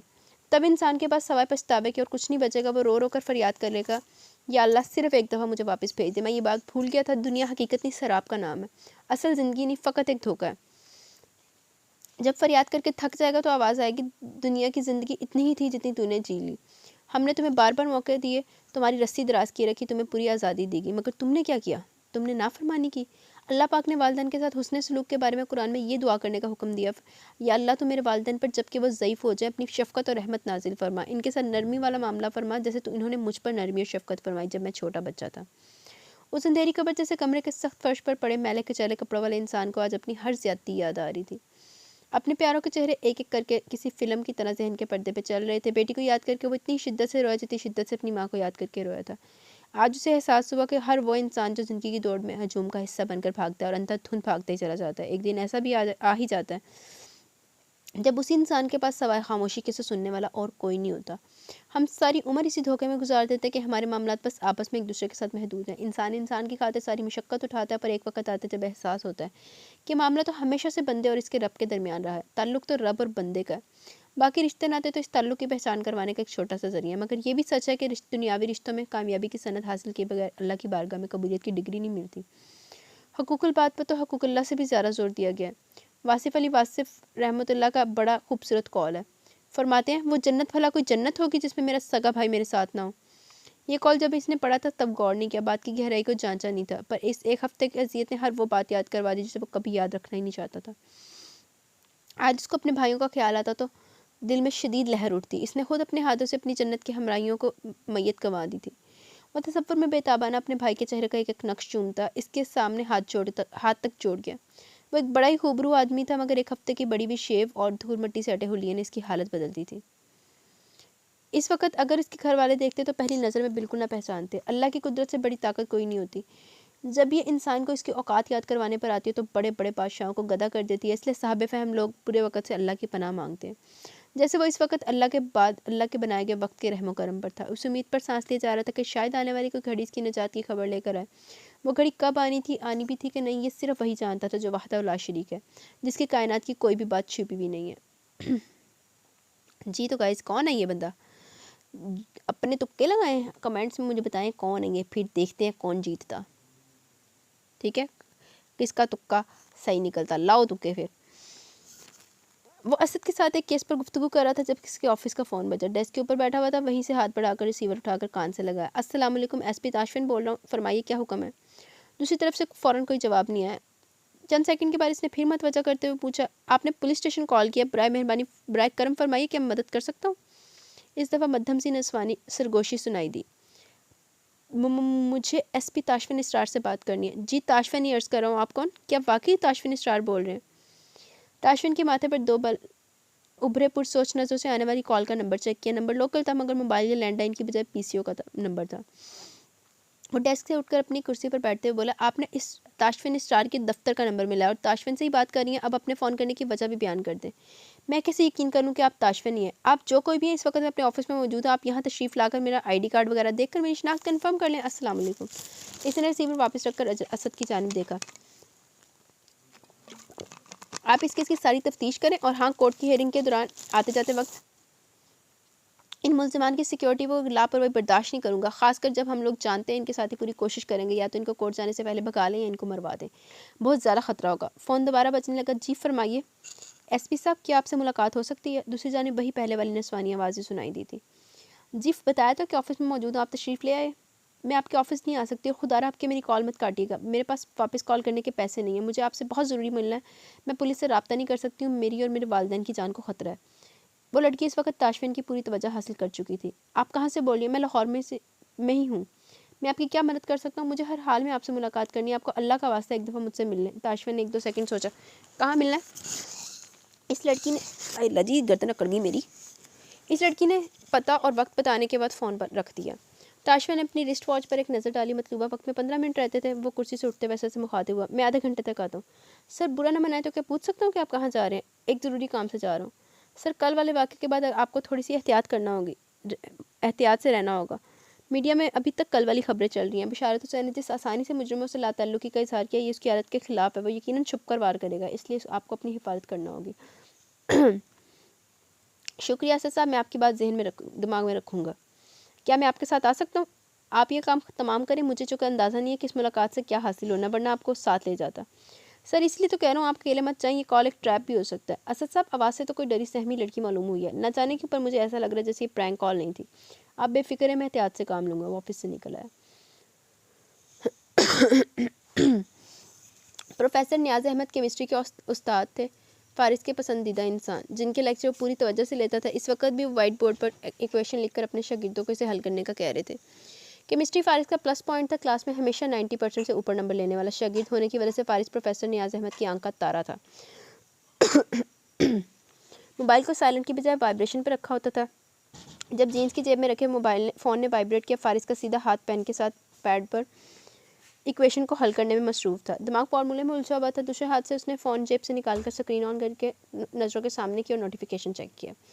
जिस नंबर से मैसेज आया था इसने हमने फ़ौरन तवज्जो हासिल की। सीधा हाथ वहीं रुक गया और इसने मैसेज खोलकर पूरा पढ़ा। 3 से 4 सेकंड वो स्क्रीन पर दर्ज 2 फ़िक्रे पढ़ता रहा, फिर जल्दी से जवाब लिखकर भेजा, मैं आ रहा हूँ, पता भेजें। अगले पल वो अपनी नोटबुक बंद करके पैक में ठूंस रहा था। माज़रत चाहता हूँ सर, मगर एक एमरजेंसी होगी। क्या मैं क्लास छोड़कर जा सकता हूँ? अगर आप इजाज़त ना दें तब भी मेरा जाना बहुत ज़रूरी है। वो अपनी चीज़ें बैग में डालकर जिप बंद करता दरवाजे की जानिब जाते साथ साथ सर से भी मुखातिब था। इससे पहले कि सर नियाज़ को जवाब देते, वो क्लास से निकलकर अंधाधुंध भागते हुए यूनिवर्सिटी के बैरूनी गेट की तरफ जा रहा था। बैग अब कंधे पर मौजूद था। जेब में से बाइक की चाबी बरामद करने के बाद मोबाइल को जेब में डाला। 5 मिनट बाद वो अपनी बाइक पर सवार होकर यूनिवर्सिटी से निकल चुका था। इसका बस चलता तो वो उड़कर वहाँ पहुँच जाता। की हो गया, कितने चला फारस? जुगन ने अपने खुश्क होते लबों पर जुबान फेरी। आंख के कोने से देखकर तस्दीक होगी, वो शख्स बोतीक के दरवाजे के बाहर खड़ा नजर आया। कौन शख्स है ये? अच्छा, नरगिस की सारी तवज्जो अपने सामने बिखरे मलबूसात की जानिब थी। पिछले आधे घंटे से जुगन अपने शक की तस्दीक करने को नरगिस को एक दुकान से दूसरी में घुमा रही थी। बहाना ये बनाया कि पहले घूम कर देखते हैं, जहाँ अच्छा डिज़ाइन नजर आए वहीं लहंगा ऑर्डर कर दे देंगे। नरगिस इसकी बात से कोई इतराज़ ना, वो बखुशी एक से दूसरे बुटीक में नत नई तर्ज के जोड़े और लहंगे देख रही थी। इसके मुकाबले में जुगन का दिमाग बिल्कुल माउफ होने वाला था, क्योंकि पिछले आधे घंटे से एक आदमी इन दोनों का पीछा कर रहा था। वो जिस बुटीक में जाती वो बाहर खड़ा हो जाता, अगर वो आगे जाती तो इनके पीछे आने लगता, मगर मुसलसल इन पर नज़र रखे हुए था। घर से निकलने से पहले इसने फेसबुक खोली थी। कल होने वाले रेड और ताशफिन के अमल को लेकर काफ़ी शोर मचा हुआ था। कई चैनल्स वाले इसके इस अमल को सराह रहे थे, मगर इसके साथ कई लोग ऐसे भी थे जिनके मुताबिक ताशफिन ने बहुत बड़ी मछली पर हाथ डाल दिया है। जो भी मामला थे इनको मुज़ाकरात के ज़रिए हल करना चाहिए था। यूँ एक मुहज़्ज़ब आदमी के घर पर रेड करने का क्या मतलब हुआ? इससे तो यही पैगाम मिलता है कि इस मुल्क में कोई भी महफूज नहीं। इन सब बातों को सुनने के बाद अब एक आदमी को अपना पीछा करते पाकर जुगन का दिल डूब रहा था। 20 मिनट पहले उसने फारिस को मैसेज किया था, मैं मार्केट के बाहर मौजूद हूँ, आप किधर हैं? फारिस की जानिब से मैसेज देखकर जैसे नई ज़िंदगी की नवीद मिली हो। फ़ौरन बुटीक का नाम टाइप करके भेजा, जवाब आया, जहाँ वहीं रहे, मैं आता हूँ। माथे पर पसीने के कतरे चमक रहे थे। लबों के ऊपर मौजूद नमी को अपने दुपट्टे के पल्लू में जज़ब करते हुए इसने गहरी सांस भरी। दिल की धड़कन कुछ नॉर्मल हुई थी। 2 मिनट बाद ही फारिस बुटीक के दरवाजे पर नजर आया। पर ये क्या? वो आते ही उसने आदमी के साथ बातें करने लगा जिससे खतरा महसूस करते हुए जुगन ने उसको बुलाया था। मामला संगीन है। अच्छा, मगर वो जायज़ा लेती नज़रों से वहाँ मौजूद हर आदमी का जायज़ा ले रहा था। फारिस ने इस आदमी के कान के पास कुछ कहा जिससे वो किसी को ढूंढने लगा। जुगन का हाथ कॉल पर गया जिसे फारिस ने फ़ौरन उठा लिया। आपा, मैं बाहर हूँ, क्या वो आदमी अभी भी नज़र आ रहा है? फारिस, वो तुम्हारे बिल्कुल सामने खड़ा है। फारिस के माथे पर तेवरी है। दाढ़ी वाला बुजुर्ग? अरे नहीं भाई, वो काले कुर्ते वाला जिसके साथ तुम बातें कर रहे थे। हैं? किसकी बात कर रही हैं? यहाँ तो काली कमीज़ वाला सिर्फ एक ही लड़का है। हाँ तो उसी की बात कर रही हूँ। पूरा आधा घंटा हो गया चोरी चोरी देखते मुसलसल पीछा कर रहा है। शुक्र है तुम आ गए, मेरा हार्ट फेल होने वाला था। फारिस का कहकर जुगन को ताज्जुब का शिकार कर गया। फारिस ने कॉल बंद की और बुटीक के अंदर आ गया। जुगन के पास वाली खाली सीट पर बैठकर बोला, मैंने एक इशारा तोड़ा, रास्ते में चलान करवा कर आ रहा हूँ। आपका मजाजी खुदा मेरे से 5 मिनट पीछे, क्योंकि वो दूर था, उसको पहुंचने में ज़्यादा वक्त लगना था। पर असल लतीफ़ा यह है कि जिसके लिए हम दोनों भाइयों ने दौड़ लगाई वो बेज़रर इंसान है। क्या कह रहे हो? बिला वजह किसी का पीछा करने वाला बेज़रर कैसे हो सकता है? नरगिस ने आवाज़ ने जुगन की बात पूरी न होने दी। भाभी देखो ज़रा, ये रंग मेरे पर कैसा लग रहा है? जुगन ने सर घुमाकर बुटीक की दूसरी जानिब खड़ी नरगिस को देखा, जिसने शॉकिंग पिंक रंग के भारी काम वाला दुपट्टा सर पर ओढ़ा हुआ था। नरगिस की नज़र फारिस पर पड़ी तो जुगन को भूलकर हैरत से इसकी तरफ आई, जो मुंह खोले नरगिस को देखे जा रहा था। तुम यहाँ क्या कर रहे हो? नरगिस, इसको मैंने बुलाया। जुगन के जवाब पर नरगिस ने मजीद हैरत से पूछा, ले भला मैंने कौन सा कुछ खरीदा जिसको बैग उठाने के लिए बुलाया? तुमने आपा का तारुफ अपने मुनीर से नहीं करवाया? जो पीछा कर रहा था मशकूक आदमी नरगिस का मंगेतर है। नरगिस ने शर्मीली सी मुस्कुराहट दिखाते हुए कहा, हाय अल्लाह, मैं कैसे तारुफ करवाती हूँ, मुझे इतनी शर्म आ रही है। कसम ले लो जो एक दफ़ा मैंने इसकी तरफ देखा हो। किसकी बात कर रही हो नरगिस? जुगन दोनों की शक्ल देख रही थी। नरगिस से पूछा, जिस पर बड़े आम से अंदाज में बोली, भाभी इनकी बात कर रही हूँ। नरगिस की मुस्कुराहट से तंग आकर जुगन ने फारिस की तरफ सवालिया नज़रों से देखते हुए पूछा, ये किससे शर्मा रही है? जिस नमूने को आप स्टॉकर समझी थी वो आंसर नरगिस साहबा के मंगेतर साहब हैं। क्या सच कह रहे हो? जी बदकिस्मती से सच ही है। नरगिस के दोनों हाथ अपने मुंह पर गए। मगर इस बेहुदा अंदाज में हमारा पीछा क्यों कर रहा था? दिल कर जाकर इसके एक लगा कर आऊँ। बदतमीज़ इंसान है, जान निकाल दी, और ऊपर से तुमने ताशफिन को भी बता दिया। उफ, इसके सामने कितनी शर्मिंदगी होगी। फारिस को कॉल आ रही थी। वो हंसते हुए फ़ोन पर पूछे जाने वाले सवालों के जवाब देने लगा। नरगिस, तुमने मुझे क्यों ना बताया? जानती हो मैंने फारिस को मैसेज करके बुलाया, मैं समझी वो आदमी हमारा पीछा कर रहा है। हाय अल्लाह, कैसे मुंह फाड़ कर कहती, भाभी तुम्हारा होने वाला नंदोई भी हमारे साथ शॉपिंग पर आया हुआ है। वैसे मैंने इनको नहीं बुलाया, खुद ही आए हैं। मैं तो बस ड्रामा कर रही थी कि जैसे मैंने इनको देखा ही नहीं। मुझे तो इल्म ही नहीं था कि वो इतने रोमांटिक है। पहले दिन शॉपिंग पर आई हूँ और वो भी पीछे ही आ गए। नरगिस के बयान पर जुगन का सर पीटने का दिल चाहा। तभी फारिस फ़ोन बंद करके जुगन से मुखातिब हुआ। ताशफिन मार्केट के बाहर गाड़ी में मौजूद है, आपको आने का कह रहा है, आप जाएँ, इस चुड़ैल को मैं घर पहुँचा दूँगा। तुम मोटरसाइकिल बहुत तेज़ चलाते हो, मुझे शादी से पहले मरहूम नहीं होना। और अभी हमने लहंगे का ऑर्डर भी नहीं दिया। भाभी तुम भाई की बात सुनो, घर इकट्ठे चलेंगे। जुगन ने अपना बैग थामा और बाहर निकल आई। इसको बाहर आता देखकर ही मुनीर की भतीसी निकल आई। अस्सलाम वालेकुम भाभी, मैं मुनीर। वालेकुम अस्सलाम। इसको समझना है कि मजीद क्या कहे। चंड मारे रख के जिन्हें बेज़र आदमी ने जिन्हें एडी खलबली मचा दी थी सारी आवाम में। ताशफिन की नज़र इसी जानिब लगी थी। जुगन को मतलाशी नज़रों से इधर उधर देखते इसने खिड़की खोलकर बाजू बाहर निकाल कर हाथ हिलाया। जुगन के चेहरे पर वाज़ेह सुकून की परछाई उतरती दिखाई दी। वो आकर इसके बराबर बैठी। ताशफिन ने बगैर कुछ कहे गाड़ी आगे बढ़ा दी। रश्मि से आहिस्ता स्पीड से निकलने के बाद गाड़ी फराटे भरने लगी।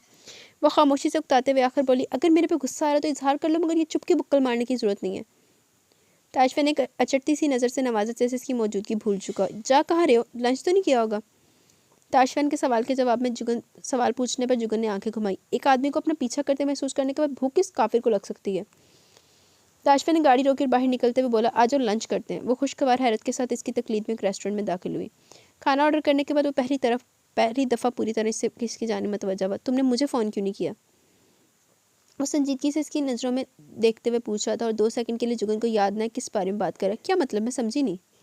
अपने हैंडबैग पैरों के पास फर्श पर रखते हुए सवाली नज़रों से ताशफिन को देख रही थी। आज के वाक़े की बात करूँ, तुमने फारिस को फ़ोन किया, मुझे क्यों नहीं?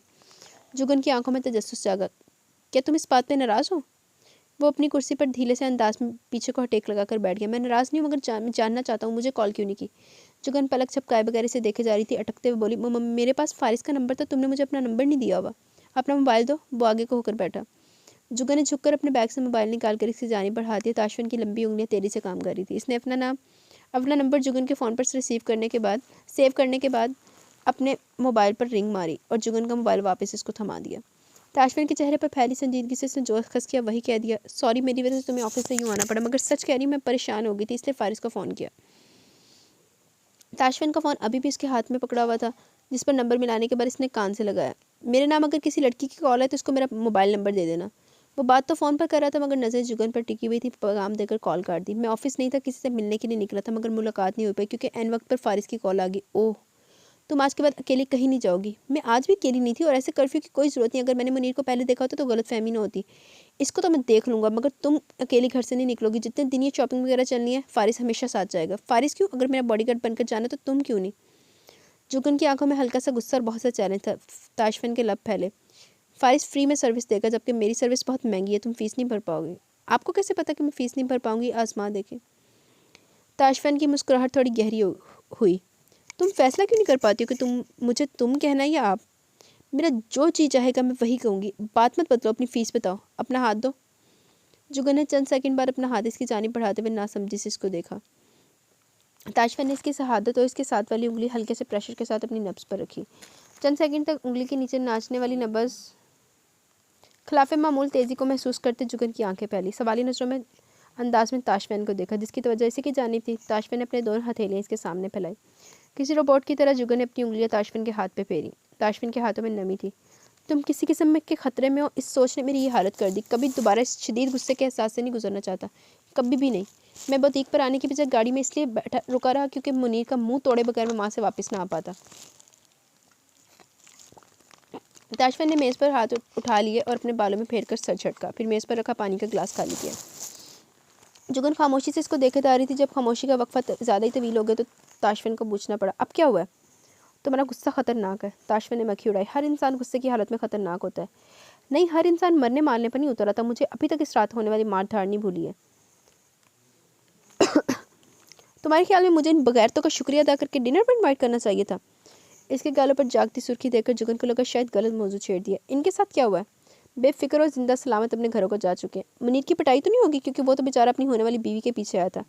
होने वाली बीवी है तो साला थोड़ी सी अकल का मुजाहरा कर लेता। हर किसी को अपने जैसा क्यों देखना चाहते हो? मैं कैसा हूँ? खुश्क मिजाज। एक दफ़ा भी शादी की शॉपिंग के दौरान मेरा पीछा नहीं किया। वो शादी थोड़ा थी, वो तो अरमानों का खून था। वो सोचे समझे बगैर बोल गया और अब अपने अल्फाज का असर जुगन के चेहरे पर देखकर एहसास हुआ। तीर कमान से निकल गया था। मेरा वो मतलब नहीं जो तुमने लिया। मुझे खुद से नफरत है कि मैं तुमसे मोहब्बत कर रही हूँ। मेरी तरफ से तुम आज़ाद हो जाओ और जाकर अपने अरमान पूरे करो। अस्सलाम वालेकुम। ताशफिन ने ज़ेरे लब खुद को गाली दी, गाली से नवाजा। सामने रखे खाने पर एक नज़र डाली और बिल देता बाहर आया।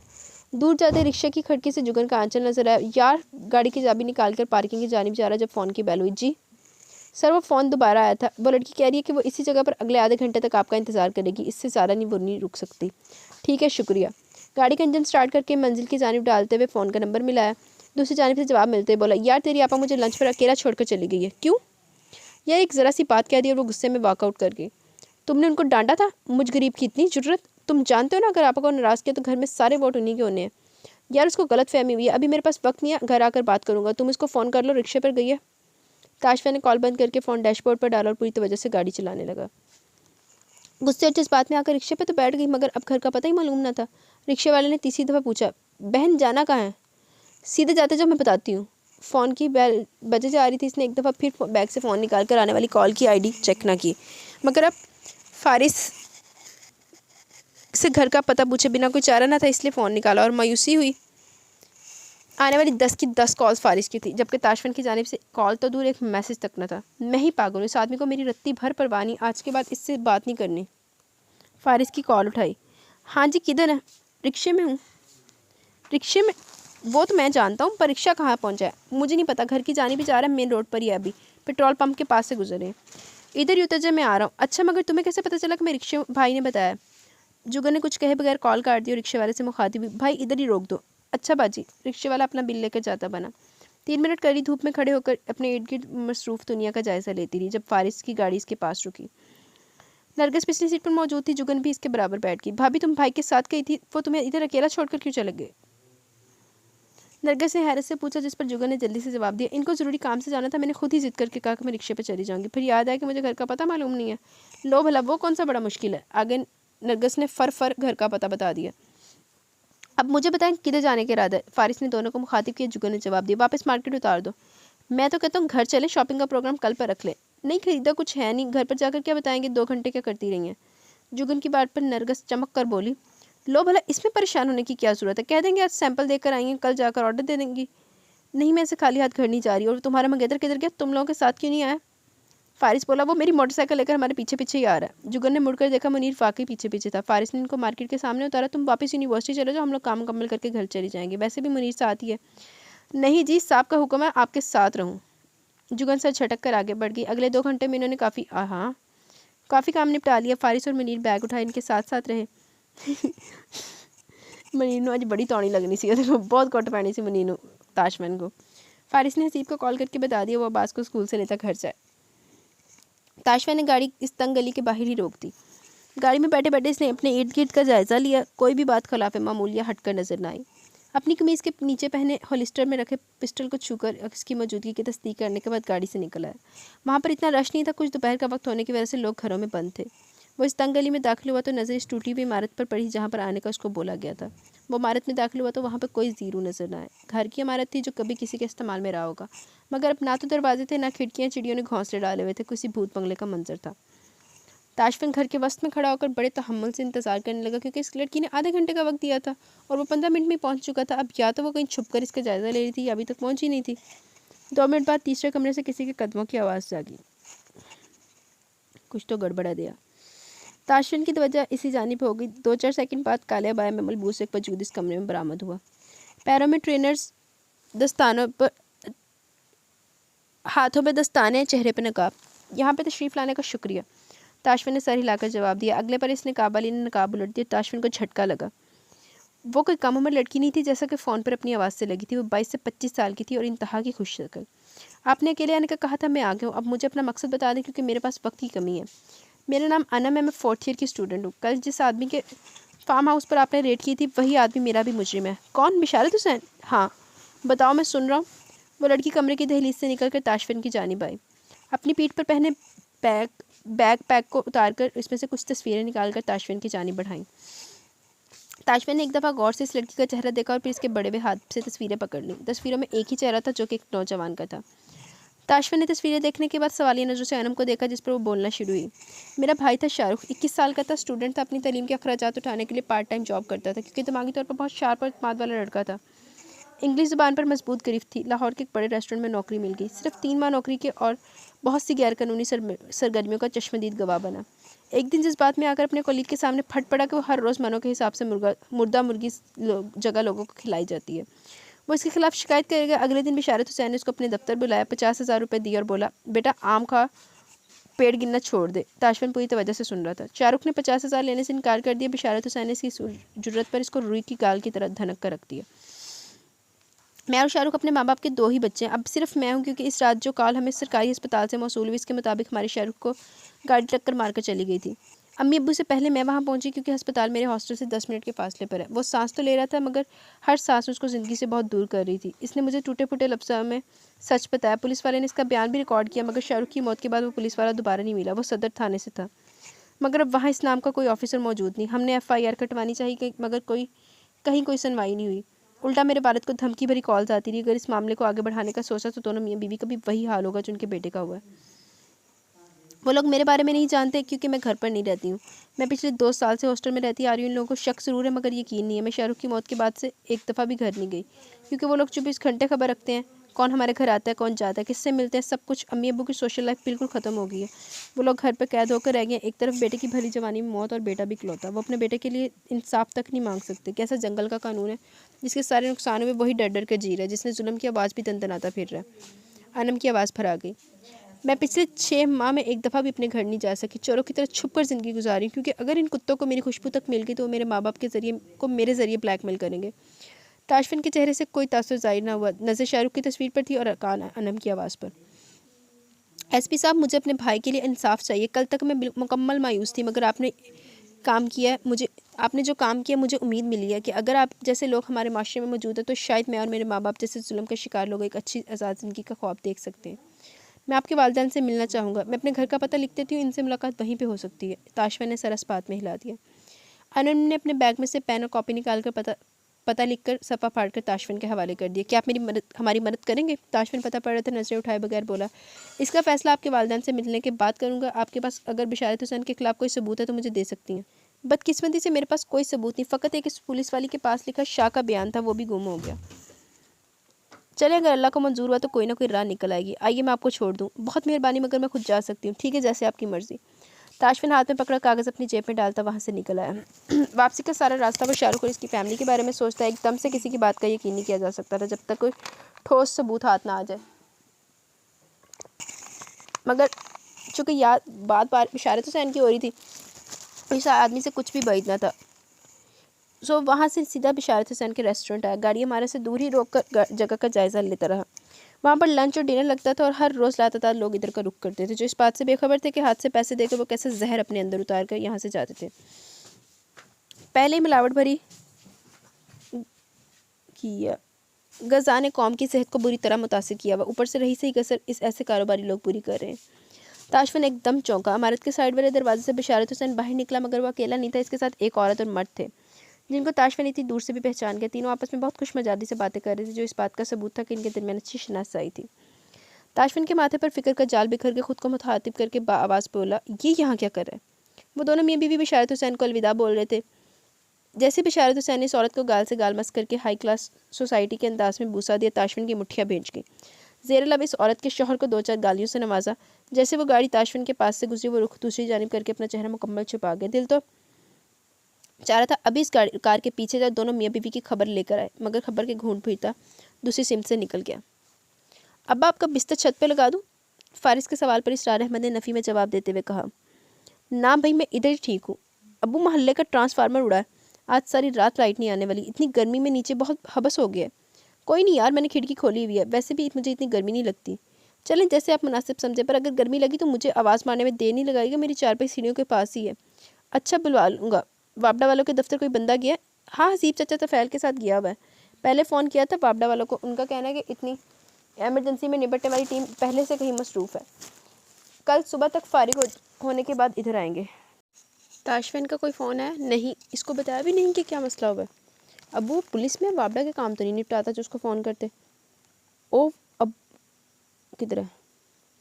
पागल आदमी, इसकी कई लोगों के साथ वाकफ़े था। कहीं से कोई बंदा निकाल लाएगा जो आज रात तक तुम्हारी बिजली चला दे। फारिस ने जेब से फ़ोन बरामद किया और बड़े भाई का नंबर मिलाया। चौथी पहल पर जवाब मौसूल हुआ। जी, किधर है? काम पे हो? और कहाँ होना है? वो एक छोटा सा मसला हुआ, बिजली बंद है सारे मोहल्ले की, अभी तक कोई आदमी नहीं मिला। अबू कह रहे हैं कि तुम्हें फ़ोन करो, अगर कोई जानने वाला तो उसको फ़ोन करो। दूसरी जान खामोशी छा गई, फिर वक्फे के बाद पूछा, अभी वक्त क्या हुआ? जनाब अली, 11 बज रहे हैं, आपको अब तक घर आ जाना चाहिए था। काम बहुत था इसलिए वक्त का एहसास नहीं हुआ। अच्छा सुनो, फ़ोन बुक में एक शराज नामी लड़के का नंबर लिखा हुआ है, इसको फ़ोन करो, मेरा नाम लेना और पूछो इससे अगर कुछ कर सकता है तो। मैं अगले 1 आध घंटे तक आता हूँ। ताशफिन ने फ़ोन रख दिया। फारिस फ़ोन बुक की तलाश में जा रहा था जब इतलाई घंटी बजी। कौन?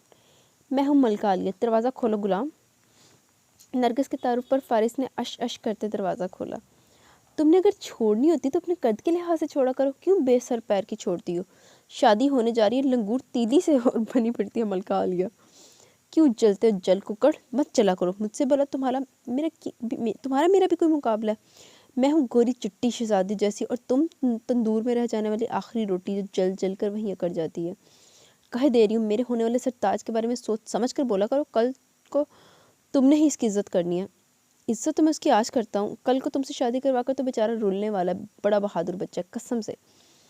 मेरे हाथों में रसमलाई का बाउल ना होता तो अब तक मैंने तेरी जुल्फे जड़ से उखाड़ दी होनी थी। हो ही खूनख्वार जानवर, लाओ 2 रसमलाई और यहाँ से खिसकती नजर आओ। अच्छा, मैं तो ये खूनख्वार जानवर, तुम खुद को क्या उस पर भी रोशनी डाल दो।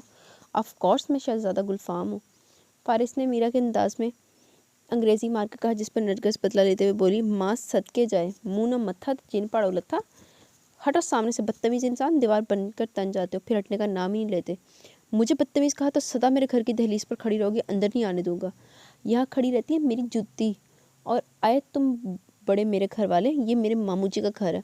तुम गंगू तीली का नहीं। तुम दोनों को ज़रा भी एहसास है कि तुम लोगों को सारा मोहल्ला सुन रहा है। जुगन ने पीछे से आकर डपटा, जिस पर नरगिस खुश होती जोश से बोली, वाह भाभी, अब लगी हो ना ताशफन की बेगम, इतनी जल्दी बदल रही हो, माशाल्लाह। ये लो इस भूखे को निकाल कर बाकी सबके लिए रसमलाई लाई हूँ। नरगिस ने पाउच जुगन की जानिब बढ़ाया, जिसे बीच में ही फारिस ने चक लिया। चलो वापस, और बर्तन हम कल भिजवा देंगे। अल्लाह करे तुम्हारी शादी किसी ऐसी जगह हो जहाँ बीवी सारी उम्र तुम्हें घास न डाले।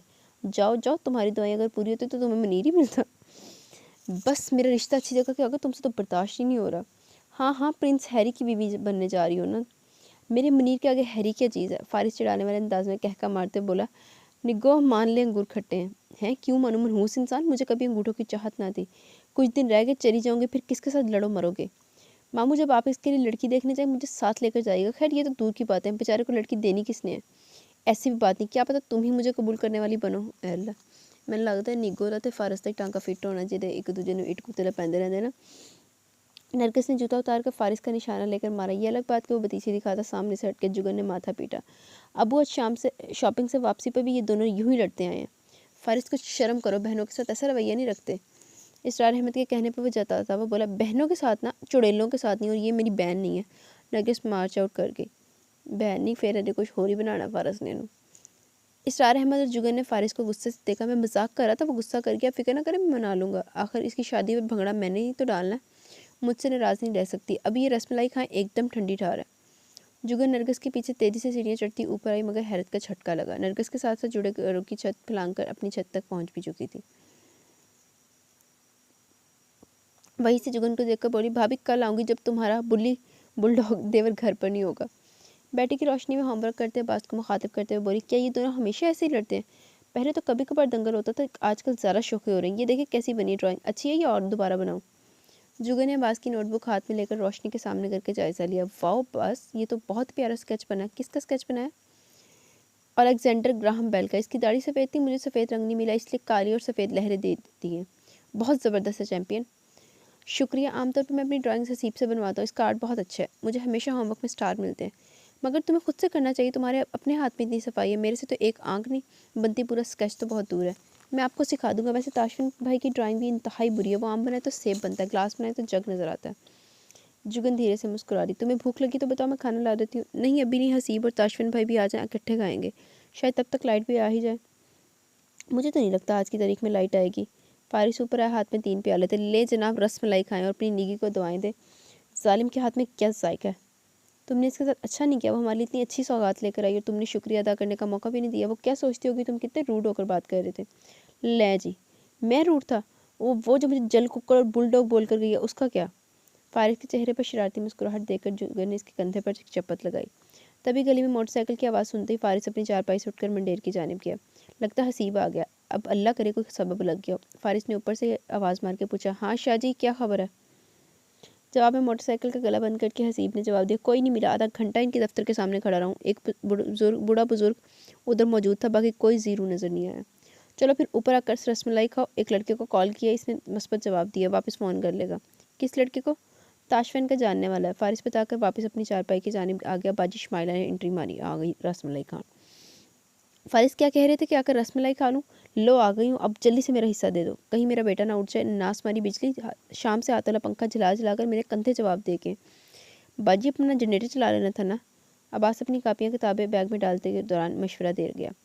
जनरेटर के भी साई मरे हुए हैं, परसों अब्बा जी बनने को देकर आए थे, आज लेने गए, मगर मैकेनिक ने अभी तक बनाया नहीं, खाली हाथ वापस आ गए। फारिस के हाथ से प्याली लेकर रसमलाई के मज़े लेने के साथ साथ बाजी शमाइला भी जवाब भी दिए जा रही थी। आके तो बाजी शमाइला उदा हसीब दा हिस्सा तो नहीं खा गई। वो बेचारा अग खपदा तपदा आया।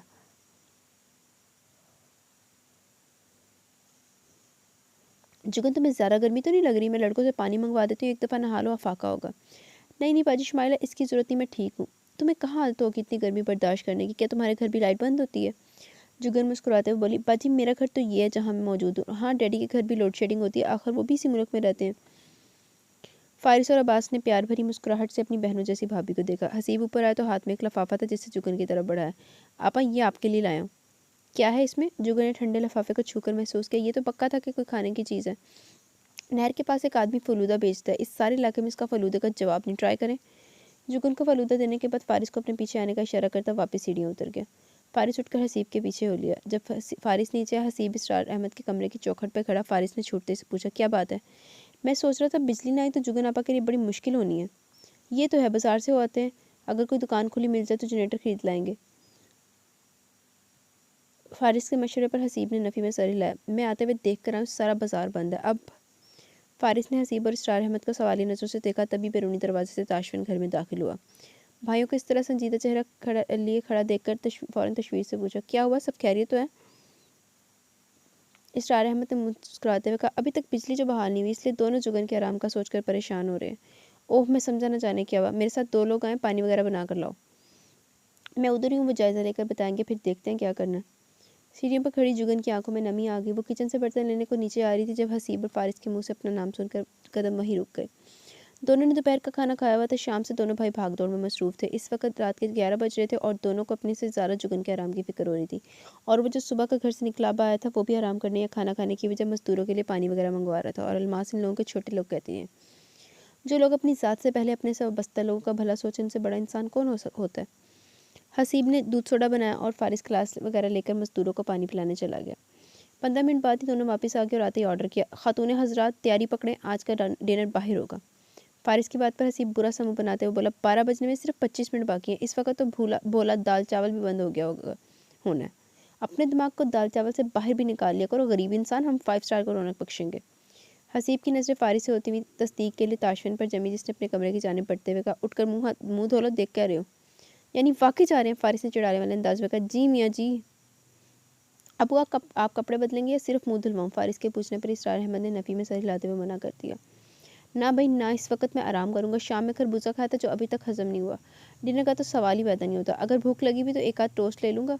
तुम लोग जाओ, ध्यान से जाना, गाड़ी ज़्यादा तेज़ मत चलाना। ताशफिन कपड़े बदल कर बाहर आए। फारिस ने अब्बू का जवाब इसको बताया, जिस पर एक दफ़ा फिर इसरार अहमद के कमरे में दाखिल हुआ। अब्बू घर पर अकेले रहेंगे, चले ना हमारे साथ, थोड़ी ताज़ा हवा खाएं। नहीं ताशफिन, किसी और दिन चला जाऊँगा, अभी तुम बच्चों को ले जाओ, इनमें से किसी ने भी रात का खाना नहीं खाया। मैं आपके बेड साइड पर पानी वगैरह रखते तो आपने दवा खा ली? हाँ, दवा तो ले चुका हूँ। तुम मुझे बॉक्स में से मैदे की एक गोली निकाल दो, बदहज़मी सी महसूस कर रहा हूँ। जी अब्बू। ताशफिन ने बाप के कमरे में पड़ा खाली जग उठाया, हमसायों के नलके से ताज़ा पानी भर कर लाया। दवाइयों वाले बॉक्स से मतलूबा दवा निकाल कर बाप को दी, फिर इनके कमरे की तमाम खिड़कियाँ खोलकर लैंप बंद करता हुआ शब बखैर बोलकर इनकी पेशानी पर बूसा देकर कमरे से निकल आया। आज बाकी हम गाड़ी में इंतज़ार करिए। फारिस बैरूनी दरवाजे के पास ताशफिन का मुंतज़िर खड़ा था। अबू, हम बाहर से ताला लगा रहे हैं, फ़ोन आपके पास रखा है। मैं तुम लोग का बाप हूँ, छोटा बच्चा नहीं जो घर पर अकेले डर जाऊँगा। अब जाओ, मुसलसल बोलकर मेरी नींद भगा रहे हो। वापसी पर भी ज़्यादा शोर मत करना। जी अच्छा, अल्लाह हाफिज़। दोनों भाई मुस्कुराते हुए दरवाज़ा लॉक करके बाजार की जानिब चल पड़े जहाँ गाड़ी खड़ी थी। फारिस ने चाबी ताशफिन की जानिब उछाली। गाड़ी आप चला रहे हैं? ताशफिन ने वापस उसी को दे दी। नहीं, गाड़ी तुम चलाओ, मैं ऑफ ड्यूटी हूँ। वो लोग बाजार में आए तो हसीब गाड़ी के पास खड़ा था, जबकि जुगन और अब्बास पिछली सीटों पर विराजमान थे। फारिस ड्राइविंग सीट की जानिब बढ़ गया। ताशफिन ने खिड़की से झांक कर गाड़ी के अंदर का हवाल का जायज़ा लिया और गाड़ी के गिर्द चक्कर काटकर दूसरी जानिब जुगन के साथ वाली सीट संभाल कर बैठ गया। हसीब फारिस के बराबर बैठा। फारिस ने बिस्मिल्लाह पढ़कर इंजन स्टार्ट कर गाड़ी आगे बढ़ा दी। ताशफिन का एक बाजू सीट की बैक पर फैला हुआ था। लंबी लंबी टाँकें वह मुश्किल सीट के दरमियान फंसी हुई थी। रुख पूरा जुगन की तरफ था। अभी तक इन्हें जुगन को एक्सक्यूज़ नहीं किया, जो ऐसे हो गई थी जैसे वहाँ ताशफिन मौजूद ही ना था। मुकम्मल इग्नोर कर रही थी। नाराज़ है भाई। चंद मिनट वो खामोशी से मुंतज़िर रहा कि कब इसकी जानिब देखती। जब मुसलसल इग्नोर किया गया तो अपने भाइयों से मुखातिब हुआ, अपनी आपा से पूछो कहीं अपनी ज़ुबान घर पर तो नहीं भूल आई। जुगन एकदम सोचा और अब्बास के साथ सीट बदलने की नीयत से पहलू बदला ही था जब ताशफिन का बाजू कार की सीट से हटकर जुगन के कंधे पर आ रुका। आपा एमी से लोगों के साथ बात नहीं करती क्यों आपा? फारिस ने शरारत से पूछा। जुगन ने गर्दन मोड़कर अंधेरे में ताशफिन का घूरा और कहा, फारिस अपने भाई से बोलो मुफ्त में फ्री ना हो। ताशफिन का कहकर जानदार था। जिस हाथ से जुगन ने ताशफिन के बाजू को छटकना चाहा, इसने वही हाथ अपनी गिरफ्त में ले लिया। अब्बास बोला, भाई बिजली कब तक ठीक होगी? ताशफिन की पुरसोच आवाज़ आई। उम्मीद है जब तक हम लोग घर वापस जाएंगे बिजली बहाल हो चुकी होगी। अच्छा, पर अगर लाइट ना आई तो लाइट ना आई ना, मैं कल कोई स्कूल नहीं जा रहा। मैं तुम्हारे सदके जाऊँ, बिजली घर की बंद है, स्कूल की नहीं। मोटे बस छुट्टी के बहाने ढूंढने पर रहा करो। हसीब के डांटने पर अब्बास ने ताशफिन को शिकायत लाई। ताशफिन, इसको समझा लो, फिर मुझे मोटा बोला, खुद एक नंबर का काला कलूटा है। फारिस की हंसी गूंजी जबकि जुगन ने आवाज़ को टोका। ना जानी ऐसे नहीं बोलते ना, वो तुम्हारा बड़ा भाई है। आपा इसको भी तो देखो ना, हर वक्त मुझे मोटा कहकर चिढ़ाता है। हाँ तो क्या नहीं हो मोटे? हसीब बाज आओ, खबरदार जो मेरे शहजादे भाई को इस तरह तंग किया।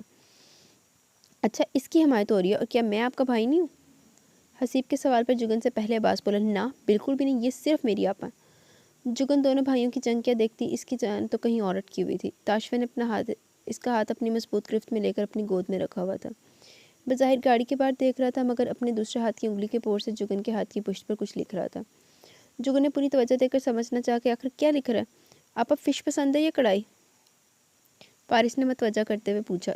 जो तुम लोगों को पसंद है वही मैं खा लूँगी। ताशफिन के लब फैले जुबान पे खुजली हुई। तुम सदा से ऐसी हो या मुझसे वाबस्ता होने के बाद इतनी अच्छी हुई हो? आप तो ना मुझसे बात ही ना करे तो बेहतर है। अच्छा भी दोपहर के वक्त में तुम था अब आप हो गया हूँ। मैं गैर शनासा लोगों से आप जनाब करके बात करती हूँ।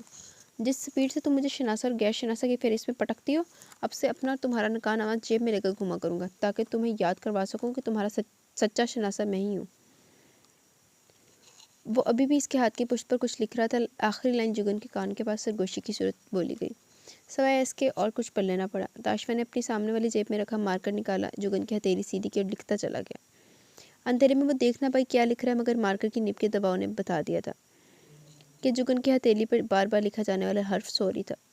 जिस वक्त होटल की पार्किंग में रुकी कार से निकलकर इन लोगों ने हाल में कदम रखा, चकाचंद रोशनियों में दाखिल होते ही जुगन ने अपने सीधे हाथ की हथेली खोलकर आंखों के सामने की। सारी हथेली पर एक ही हरफ लातदार मरतबा लिखा गया था। हर उंगली के हर पोर पर सॉरी सॉरी और फिर सॉरी।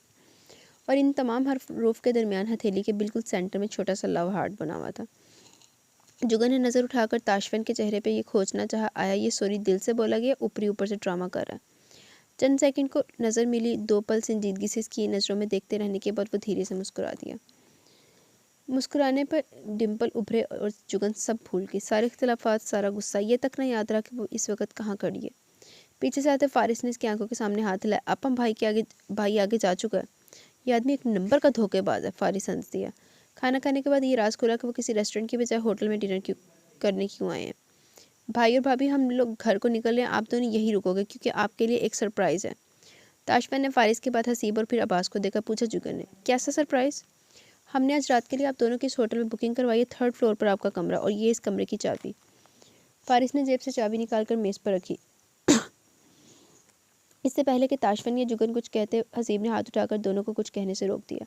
ये हमारी तरफ से शादी का तोहफा समझ ले, हम घर के लिए निकले, आपसे कल मुलाकात होगी। ताशफिन बड़े रिलैक्स मूड में कुर्सी पर बैठा हुआ था। सुस्त नज़रों से एक दफ़ा जुगन को देखा जो इसको देख रही थी। वो इसके चेहरे के तासुरात से समझ गया कि वो चाह रही है ताशफिन कुछ कहे। शायद वो चाह रही थी कि ताशफिन मना करे।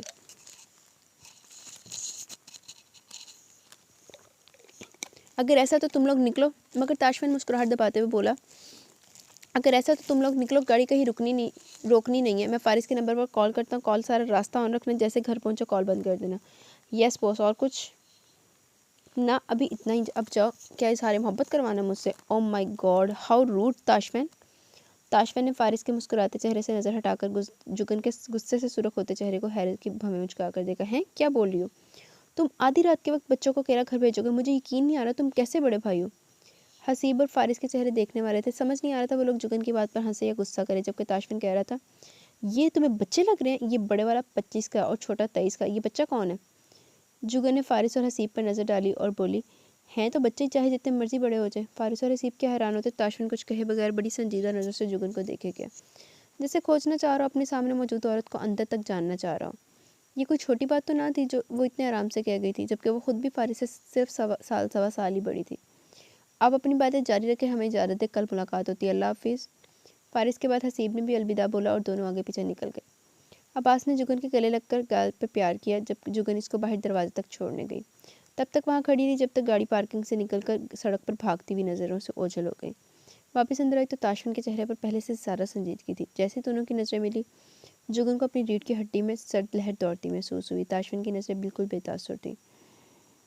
वो अपनी जगह से उठा, मेज़ पर पड़ी चाबी और अपना मोबाइल वगैरह उठाकर चंद मतवाज़ी कदमों में इस तक पहुंचा।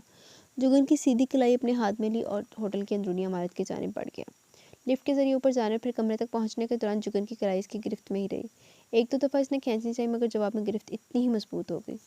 लिफ्ट में दूसरे लोगों की मौजूदगी की बिना पर वो खामोशी रही। अलबत्ता बाजू में दर्द हो रहा था। जैसे कमरे में दाखिल हुए वो जैसे चिल्ला उठी, मेरा बाजू छोड़ दो ताशफिन, दर्द हो रहा है।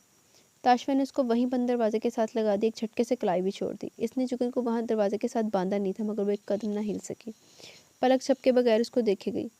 जवाब में वो मुसलसल इसी को पढ़ रहा था। जब थक गया तो धीमी मगर सख्त आवाज़ में बोलने लगा, क्या गेम खेल रही हो? जुगन का सांस फूल रहा था। बमुश्किल नफ़ी में सर हिला पाई। कुछ जानती भी हो कि किस कदर खतरनाक और नाजुक सरहदों को पार करने की जरूरत कर रही हो, कि ये सब सोच समझ कर रही हो, ये गैर इरादी तौर पर झंडे गाड़ना चाह रही हो? मैं नहीं जानती मेरी किस बात पर तुम इस कदर शदीद रद्दमल दिखा रहे हो। अभी नीचे मेरे भाइयों को क्या कहकर मुखातिब किया? आपके भाई हैं तो क्या वो लोग मेरे भाई नहीं है? तुमने कहा बच्चे अकेले जाएंगे, आपने इनको अकेला भेजकर ही दम लिया, अब मुझे बिला वजह घूर रहे हैं। मुझे बस ये बताओ तुम्हारे लिए वो बच्चे कैसे हो गए? जुगन ने अपने से 4 कदम की दूरी पर खड़े इस शख्स को ऐसे देखा जैसे इसकी दिमागी हालत पर शुबा गुजरा। क्या छोटे बहन भाई आपके बच्चों जैसे नहीं होते? क्या आप अपने भाइयों को अपने बच्चों से डील नहीं करते? हाँ करता हूँ। तो फिर मैंने ऐसा क्या कह दिया? अगर आपके बच्चों से हैं तो मेरे लिए अलग तो ना हुए ना। और एक बात अपनी जगह सच है कि जितने खुले दिल से मेरे भाइयों और वालिद ने मुझे घर में कबूल किया, वैसा अखलाक आपके पास मौजूद ही नहीं। हर 2 घंटे बाद कोई ना कोई ऐसी बात ज़रूर करनी होती है जो मेरा दिल जलाकर खाक करे। क्यों झूठ बोलियो? मैं 8 घंटे बाद तुमसे दोबारा मिलूँ, क्या फ़र्क पड़ता है? दोपहर वाले फरमान कभी भूली तो नहीं हूँ। बात का मफहूम समझे बगैर नाराज़ होना इंतहाई बेवकूफ़ी है। आपके मामले में मैं रज की बेवकूफ़ हूँ, इसलिए सोच समझ कर बोलना सीखें। अच्छा, अब मुझे बोलना सीखना पड़ेगा। हाँ जी। जी हाँ। ताशफिन चलता हुआ इसके पास आया, इसके सर के पीछे बालों को इंतहाई नरम गिरफ्त में पकड़ते हुए सर को पिछली जानिब झुकाया, जिससे जुगन का चेहरा ऊपर को उठ गया। ताशफिन ने अपना चेहरा इसके चेहरे के करीब करते हुए इसकी आंखों में देखकर बोलना शुरू किया। तुम मेरी बात को घुमाकर मौजू से हटा रही हो। हाँ, ऐसा ही कर रही हूँ। क्यों? क्या जवाब देने से डरती हो? नहीं तो फिर दो जवाब। जुगन चल पर घूरती रही, फिर चैलेंज करते हुए बोली, तुम्हारा हर रिश्ता मेरा भी रिश्ता, तुम्हारा हर खूनी ताल्लुक मेरे लिए भी इज्जत के काबिल। तुम्हारे भाई मेरे भाई, कर लो जो होता है। पहले तो इसी तरह संजीदा चेहरा लिया इसकी आंखों में देखता रहा, फिर यकदम संजीदगी की जगह मुस्कुराहट ने ले ली। इससे पीछे हट गया, तभी इसकी नज़र बेड पर पड़ी, मुंह से बेख्तियार निकला, व्हाट द। इसकी नज़रों के ताक़ुब में जुगन ने भी बेड की जानिब देखा। हैरत से मुंह खुल गया। सारे बेड पर सुर्ख फूलों की पत्तियां बिछी हुई थी। एन दरमियान में गुलाबी पत्तियों से लव हार्ट बनाया गया था। इस हार्ट के ऊपर एक तयशुदा कागज़ पड़ा था। ये सब क्या है? जुगन इसके बराबर खड़ी होकर पूछ रही थी, जिस पर ताशफिन के लब एक बार फिर फैले, तुम्हारे बच्चों की कारस्तानी। हाथ बढ़ाकर तयशुदा वर्का उठाकर खोलकर बाआवाज़ पढ़ने लगा। हमारे घर बच्चों की अशद ज़रूरत है। अगर एक अदद भतीजा भतीजी मिल जाए तो अपनी लॉटरी निकल आएगी। मनजानिब आपका दोस्त भाई फारिस।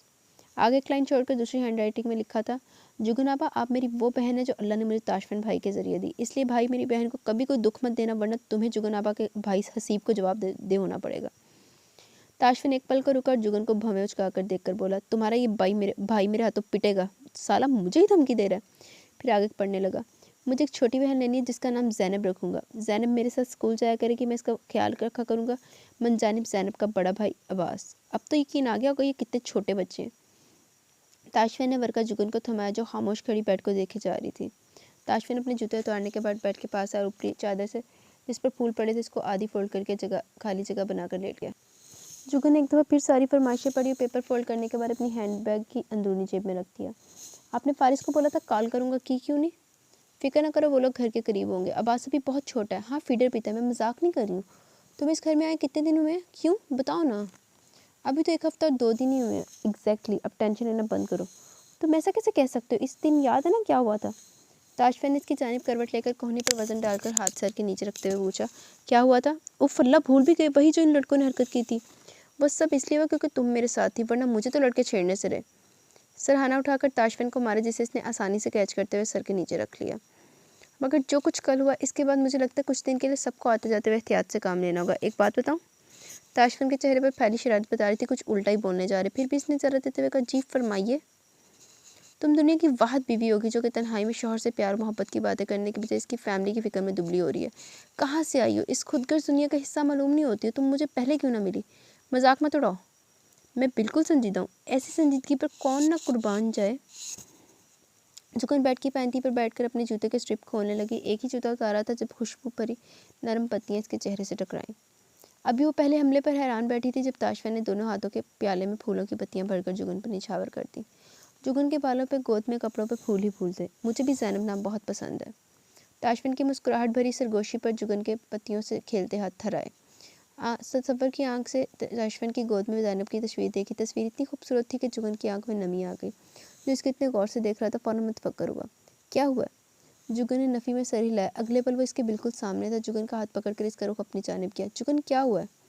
जुगन की कलाइयाँ इसके हाथों में थी, सर झुका हुआ था, गले में आंसुओं का गोला अटक रहा था। कुछ नहीं हुआ। तो तुम्हारी आंखों में आंसू क्यों आया? फूल लग गया होगा। फूल लगने से आंसू नहीं निकलता। अच्छा, अब आंसू निकलाने से कौन सा गुनाह हो गया जो आप यूँ तफ्तीश करने बैठ गए? जुगन मेरी तरफ देखो। गहरा सांस भरते हुए इसने ताशफिन की जानिब देखा। मैंने ज़ैनब की बात की, तुम्हारे आंसू निकला। मैं क्या मतलब, तुम बच्चे पसंद नहीं है?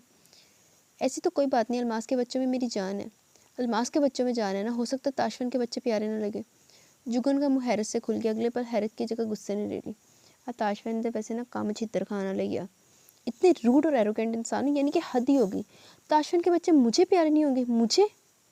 क्या वो मेरे बच्चे नहीं होने?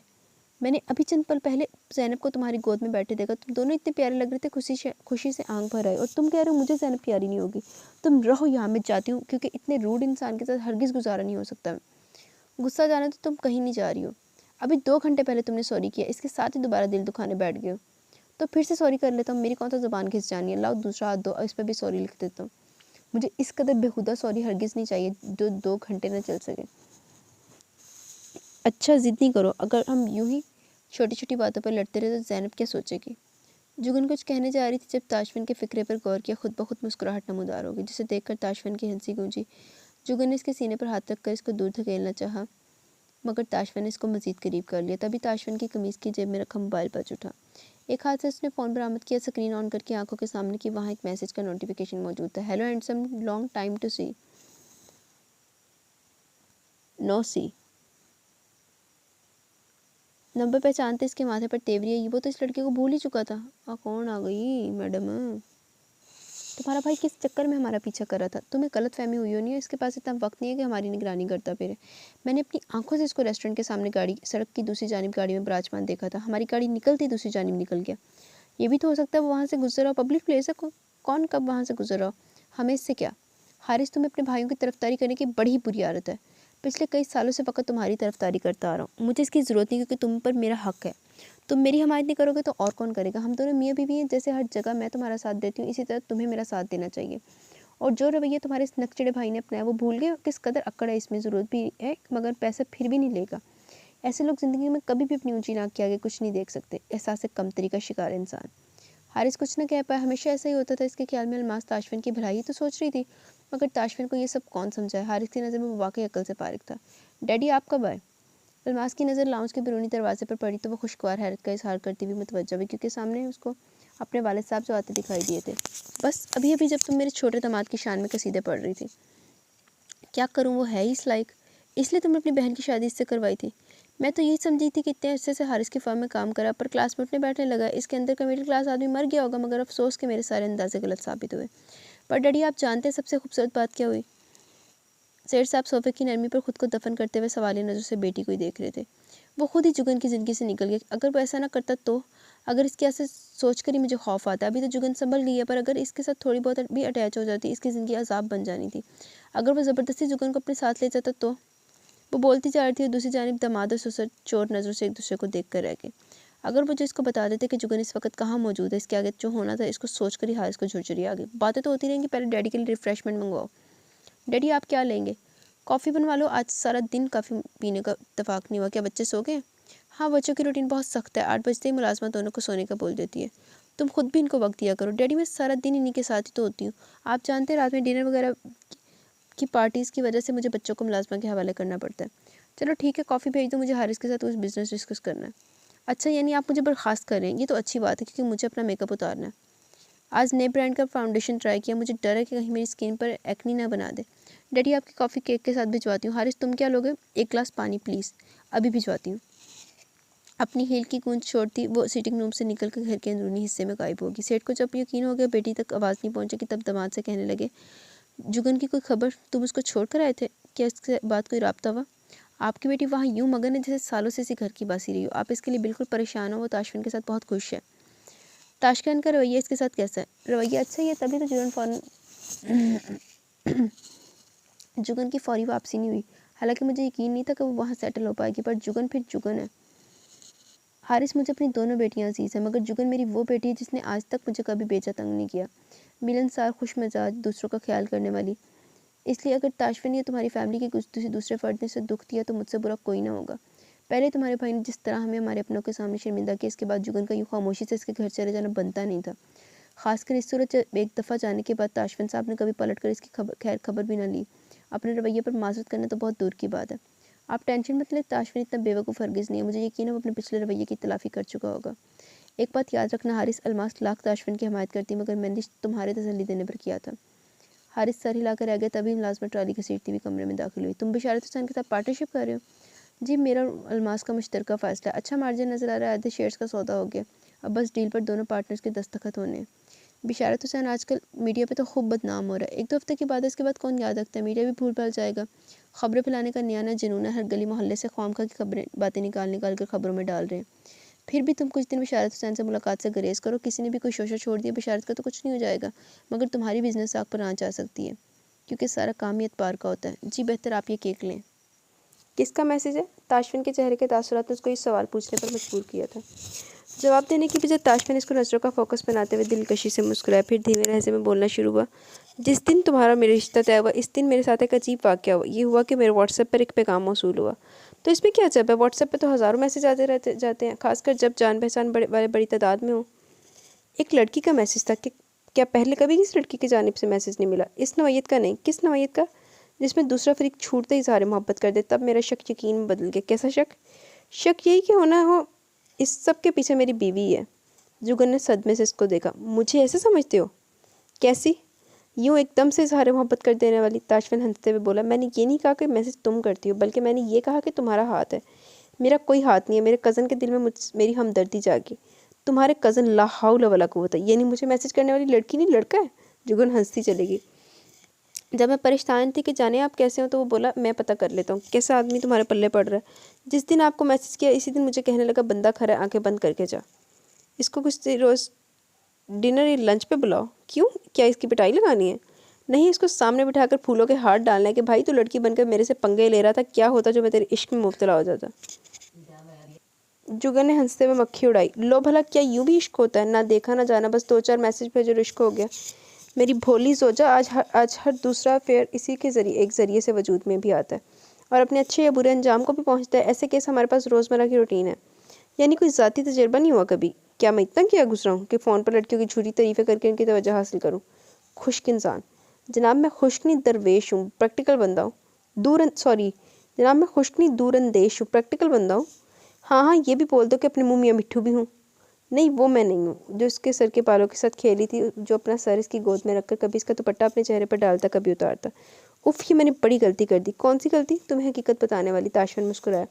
अच्छा, वो बता दिया, वरना जिस दिन मुझे वक्त मिलता सबसे पहला काम इस नंबर की खोज लगाना था, और जब ये खुलता कि लाइन की दूसरी जानिब साहिबा नहीं साहब है, तो सच में छत्तर चलते। हाय जालिम हो मेरे भाइयों जैसा कज़न, इसको मत मारना, बस भूल जाओ। तुम्हारी खातिर क्या क्या भूलूं और किस किस को भूल जाऊं? जुगन के हाथ थम गए। मेरी खातिर क्यों? तो और किस लिए? इसलिए कि आप अच्छे इंसान हो ना। मैं बहुत बुरा इंसान हूँ, खासकर जहाँ मेरे करीबी रिश्तों की बात है, मैं इंतहाई कटर हूँ। ये बात मुझसे बेहतर कोई नहीं जान सकता। जुगन ने उदासी से कहा। वो जो इसके चेहरे को देख रहा था, इससे जुगन के चेहरे की उदासी देखने गई। फ़ौरन उठकर इसका चेहरा हाथों में भरकर इसकी आंखों में देखते हुए बोला, अगर मुझे थोड़ा सा भी समझ जाओगी तो मेरे साबका रवैया तुम्हारे लिए तकलीफ देनी रहेगा। जितना मैं अपने भाइयों के मामले में पॉजेसिव था, आज तुम्हारे लिए इससे 2 गुना ज़्यादा मोहतात हूँ। बातें बनाना कोई आप जनाब से सीखे। ओह, ये बात। हाँ, ये बात। अब क्या डायलॉग्स मारूं? तुम्हारी खातिर मैं 2 पिज़्ज़े एक साथ नहीं खा सकता हूँ, किसी ऊंची पहाड़ी पर चढ़कर हरगिज़ नहीं कूद सकता, वगैरह वगैरह। हाँ, ये ठीक है, क्योंकि 2 पिज़्ज़े एक साथ खा लिए तो मोटापा आ जाएगा, जो आप पे बिल्कुल नहीं जचेगा। अगर अल्लाह माफ़ी दे किसी पहाड़ी से कूदने का सोचा भी तो आपकी मेरे हाथों खैर नहीं है। ताशफिन हंसते हुए बोला, लगता है मोहब्बत हो रही है। जुगन के दिल ने एक बीट मिस की। कैसे पता चलता है कि मोहब्बत हो रही है? ताशफिन भवें चुकाते हुए वापस लेट गया। मैं क्या कह सकता हूँ, मेरी तो खुद समझ से बाहर है। क्या हर मियाँ बीवी के दिल में मोहब्बत मौजूद होती है? ये दिन गुजार रहे होते हैं? जो चीज़ मैंने इन गली मोहल्ले के वासियों से सीखी, इसके मुताबिक तो यही कह सकता हूँ, हाँ, हर दूसरे मियाँ बीवी के दरमियान मोहब्बत मौजूद होती है।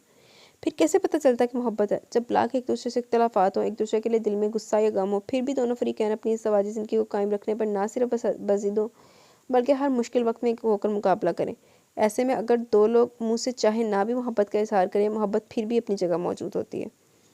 जुगन इसकी बात में सुनते हुए इसको इतने गौर से देख रही थी कि वो अपनी कहकर खामोश हो गया, मगर जुगन की जानिब से कोई रद्द-ए-अमल न पाकर इसकी जानिब देखा तो लब बेख्तियार मुस्कुरा उठे। वो टिकटिकी बांधे इसी को देख रही थी। अगर खादिम को हिफ्स कर लिया तो कुछ अर्ज़ करे? जुगन की आंखों के ऐन सामने हाथ लहराए। हैं, क्या बोला? अगले चंद दिन मेरा काम बढ़ने वाला, हो सकता घर ना आ पाऊँ। क्यों? एक केस पर काम करना है। क्या केस खतरनाक है? नहीं, कुछ खास नहीं। तो फिर घर आना की मुश्किल होगा, मसरूफियत की बिना पर। और अगर मैं ये मुतालबा करूँ कि जो मर्जी हो जाए, शिफ्ट ख़त्म होते ही सीधा घर आना, फिर साबित हो जाएगा कि एक पुलिसिया की बीवी हो। बात को हंसी में मत उड़ाए, मेरी इतनी जरूरत। वो मुंह बसोरते बोले, कितने दिन लगेंगे? कम से कम 1 हफ्ता, मगर ज़्यादा दिन भी लग सकते हैं। 1 हफ्ता? तौबा यल्ला, इतना ज़्यादा वक्त? पुलिस वालों की नौकरी तो बड़ी मुश्किल है। मुझे तो लगता था यूं ही 12 बजे वर्दियाँ पहनकर थाने रिश्वत इकट्ठी करने पहुंच जाते हैं। रिश्वतखोरों से मुझे सख्त नफरत है। रिश्वत लेने वाले अगर बुरे हैं तो इनका भी करो ना, जो हमारे पास आकर ब्रीफ केस और पैकेट फेंकते हैं। ऐसे ऐसे मुतालबे लेकर आते हैं कि जी करता बंदा चमाट मार कर पतीसियाँ निकाल कर हाथ में रखे। और ये सब बदमाशी पैसे के जोर पर करते हैं, जैसे किसी गाने के बोल हैं, पैसा फेंक तमाशा देख। किसी हद तक सच है, पुलिस को बुरा कहना आसान है। माशरे के अफराद का किरदार ही आपके इदारों पर असरअंदाज होता है। हमारे थाने पे एक सिपाही है, मोहम्मद उमैर, 3 बच्चों का बाप है। जिस घर में वो रहता है वो सिर्फ एक कमरे पर मुश्तमिल है, और इस एक कमरे का 1 महीने का किराया 3000 रुपये है। इसके अलावा राशन पानी बिजली और गैस का बिल, ऊपर से इसके फालिज के मरीज़ हैं। 6-7 हज़ार इनकी अद्वियात का खर्चा है। उमैर इतना मजबूर है कि अपने बच्चों को स्कूल तक नहीं भेज पाता। अब तो शुक्र है गवर्नमेंट स्कूलों में सहूलियात मुहैया की गई हैं, जिससे गरीब आदमी का गम कुछ कम हुआ है। मगर ऐसे दिन भी आ जाते हैं जब मोहम्मद उमैर के घर में फाके नाचते हैं। इस सूरत में वो रिश्वत ना ले तो क्या करे? मजबूरी की हालत में मुर्दा भी हलाल होता है। आप इंसानों का मेयार ज़िंदगी बुलंद करें, बुराई में खुद ब खुद कमी आ जाएगी। जब बुनियादी सहूलतों के लिए दर बदर धक्के खाने पड़े तो क्या असूल और क्या इंसानियत। मैं सिपाही लेवल के आदमी को रिश्वत लेने पर बुरा नहीं कहता, और अफसरान की इस गलती को फरामोश नहीं करता। असल माल वो खाते हैं, सिपाहियों के पास तो क्रम्स बचते हैं।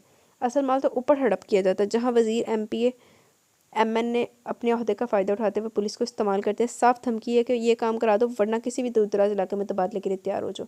और मैं समझता हूँ ये सबसे कम नुकसान वाली धमकी है, वरना तो जानो माल का खतरा होता है। आपको इसीलिए माजी में धमकियों भरी कॉल्स मौसूल होती रही हैं? वो लापरवाही से हंसा। मुझे आज सुबह भी एक कॉल आई थी। किसकी? बिशारत हुसैन के करिंदे की। जुगन की आंखें फट पड़ी। जल्दी से पूछा, क्या कह रहा था? मैं कहती हूँ जॉब छोड़ दो, मुझे अल्लाह माफ दे, भरी जवानी में बेवा होने का रत्ती बराबर भी शौक नहीं है। सुन रहे हो? कल दिन चढ़ते इस्तीफा पेश करो, हम रहे ऐसी खिदमत खलक से। इस आदमी ने पहले ही तुम पर कातलाना हमला करवाया। अच्छा वो कब? क्या मतलब कब? तुम कैसे भूल सकते? तुम्हारी गाड़ी पर पूरा रॉकेट लॉन्चर दागा गया था। अच्छा वो, हाँ वो। और तुम किस कदर बेहिस हो, कितने आराम से बोल रहे हो। अच्छा वो। अब हम लोग यहाँ जान पर बनी हुई थी। यूं महसूस हुआ जैसे शाम, सुबह के वक्त ही शाम का अंधेरा छा। ताशफन ने इसकी दोनों कलाइयाँ थाम कर एकदम झटके से अपनी जानिब खींचा। जुगन धड़म से इसके सीने पर गिरी। मुंह खोलकर हैरत और नाराजगी से ताशफन को देखा। अब बोलो, क्या कह रही थी? वहाँ दूर से आवाज़ ठीक नहीं आ रही थी, इसलिए करीब किया ताकि सिग्नल पूरे हैं। तो क्या कह रही थी? कुछ नहीं, कुछ नहीं कह रही थी, बस हो गई बोलती बंद। यार तुम्हारी स्पीड, और ऊपर से कोई स्पीड ब्रेकर भी नहीं आता। कॉलर ने क्या कहा था? कह रहा था ताशवंत साहब किसी दिन अपनी खिदमत का मौका दें, हम आपको डिनर पर इनवाइट करना चाहते हैं। तुमने क्या कहा? मैंने कहा अपनी बीवी से पूछकर बताऊंगा, इसके मशवरे के बगैर मैं कोई काम नहीं करता। जुगन ने इसके सीने पर एक हाथ मारा। जानती हूँ इसने ये नहीं कहा होगा, झूठ बोल रहे हो। अल्लाह की कसम जो बाद में कहा वो सच का है। वो भी झूठ है। मेरा मशवरा तो ये, जॉब बदलो, मगर मेरी सुनता कौन है? लोग अपने महबूब से चांद तारे तोड़ लाने की फरमाइश करते। तुम चाहती हो मैं बीवी की खातिर बेरोजगार हो जाऊँ? तोबा तोबा, क्या चाहती हो? एक नंबर के ड्रामेबाज हो। मैं मजाक नहीं करी, इसलिए संजीदा होकर मेरी बात पर गौर करो। जी बेगम साहिबा, जैसा आप चाहें। खादिम के लिए और कोई हुक्म? एक दफ़ा फारिस को कॉल करके पूछ लें क्या वो लोग खैरियत से पहुंच गए। धत तेरी, मैं कब से बातों में लगा रहा हूँ, मगर तुम्हारी सुई अभी तक वहीं अटकी हुई है। यानी मेरी कोई वैल्यू ही नहीं। एवं अपना कीमती वक्त तुम्हारे लिए बर्बाद किया। अच्छा था आज जो फाइल साथ घर लाया था, छत पर बैटरी की रोशनी में बैठ कर पढ़ता। तुम्हें हाथ वाला पंखा देकर अपने पास खड़ा करता कि जब तक काम कर रहा हूँ खड़ी होकर पंखा चलाती रहो। तब तुम्हारी तवज्जो का मरकज़ फ़कत मेरी ज़ात होती। हैं, क्या बोल रहे हो? मैंने कब तुम्हें इग्नोर किया? इससे पहले कि वह जवाब देता इसका फ़ोन बजने लगा। बाजू लंबा करके बेड पर पड़ा अपना फ़ोन पकड़ते ही कॉल ऑन करके सेल कान से लगा। जी एस एस साहब फरमाइए। पूरे 2 मिनट तक के दरमियान दूसरी जानिब से बोलने वाले को सुनता रहा। नज़र जुगन पर थी और वो जो चाह रही थी कि सुने असर ने क्या कहने के लिए कॉल किया। अब ताशफन की नज़र इसके गालों से धुआं निकाल रही थी। उकताकर इसने अपने हाथ ताशफन की आंखों पर रख दिया। वो मुस्कुराया और उसका हाथ अपने हाथ में लेकर आंखों से हटाकर सीने पर रख लिया। अपना हाथ भी वहीं रखा। आप इसको किसी जगह बुलाएं, मैं ज़ाती तौर पर मिलकर इसकी हर तरह से तसल्ली करवाऊंगा। हमें गवाह चाहिए हैं साहब, और वो किसी भी कीमत पर निकालने पड़े। मैं हर हद तक जाने को तैयार हूँ। अभी आप आराम करें, इंशाल्लाह कल इस मिशन की पहली ईंट रखेंगे। अल्लाह हाफिज़। जी तो गाइज़, यहाँ पे हमारी 3rd एपिसोड अपने अख्ताम को पहुँची।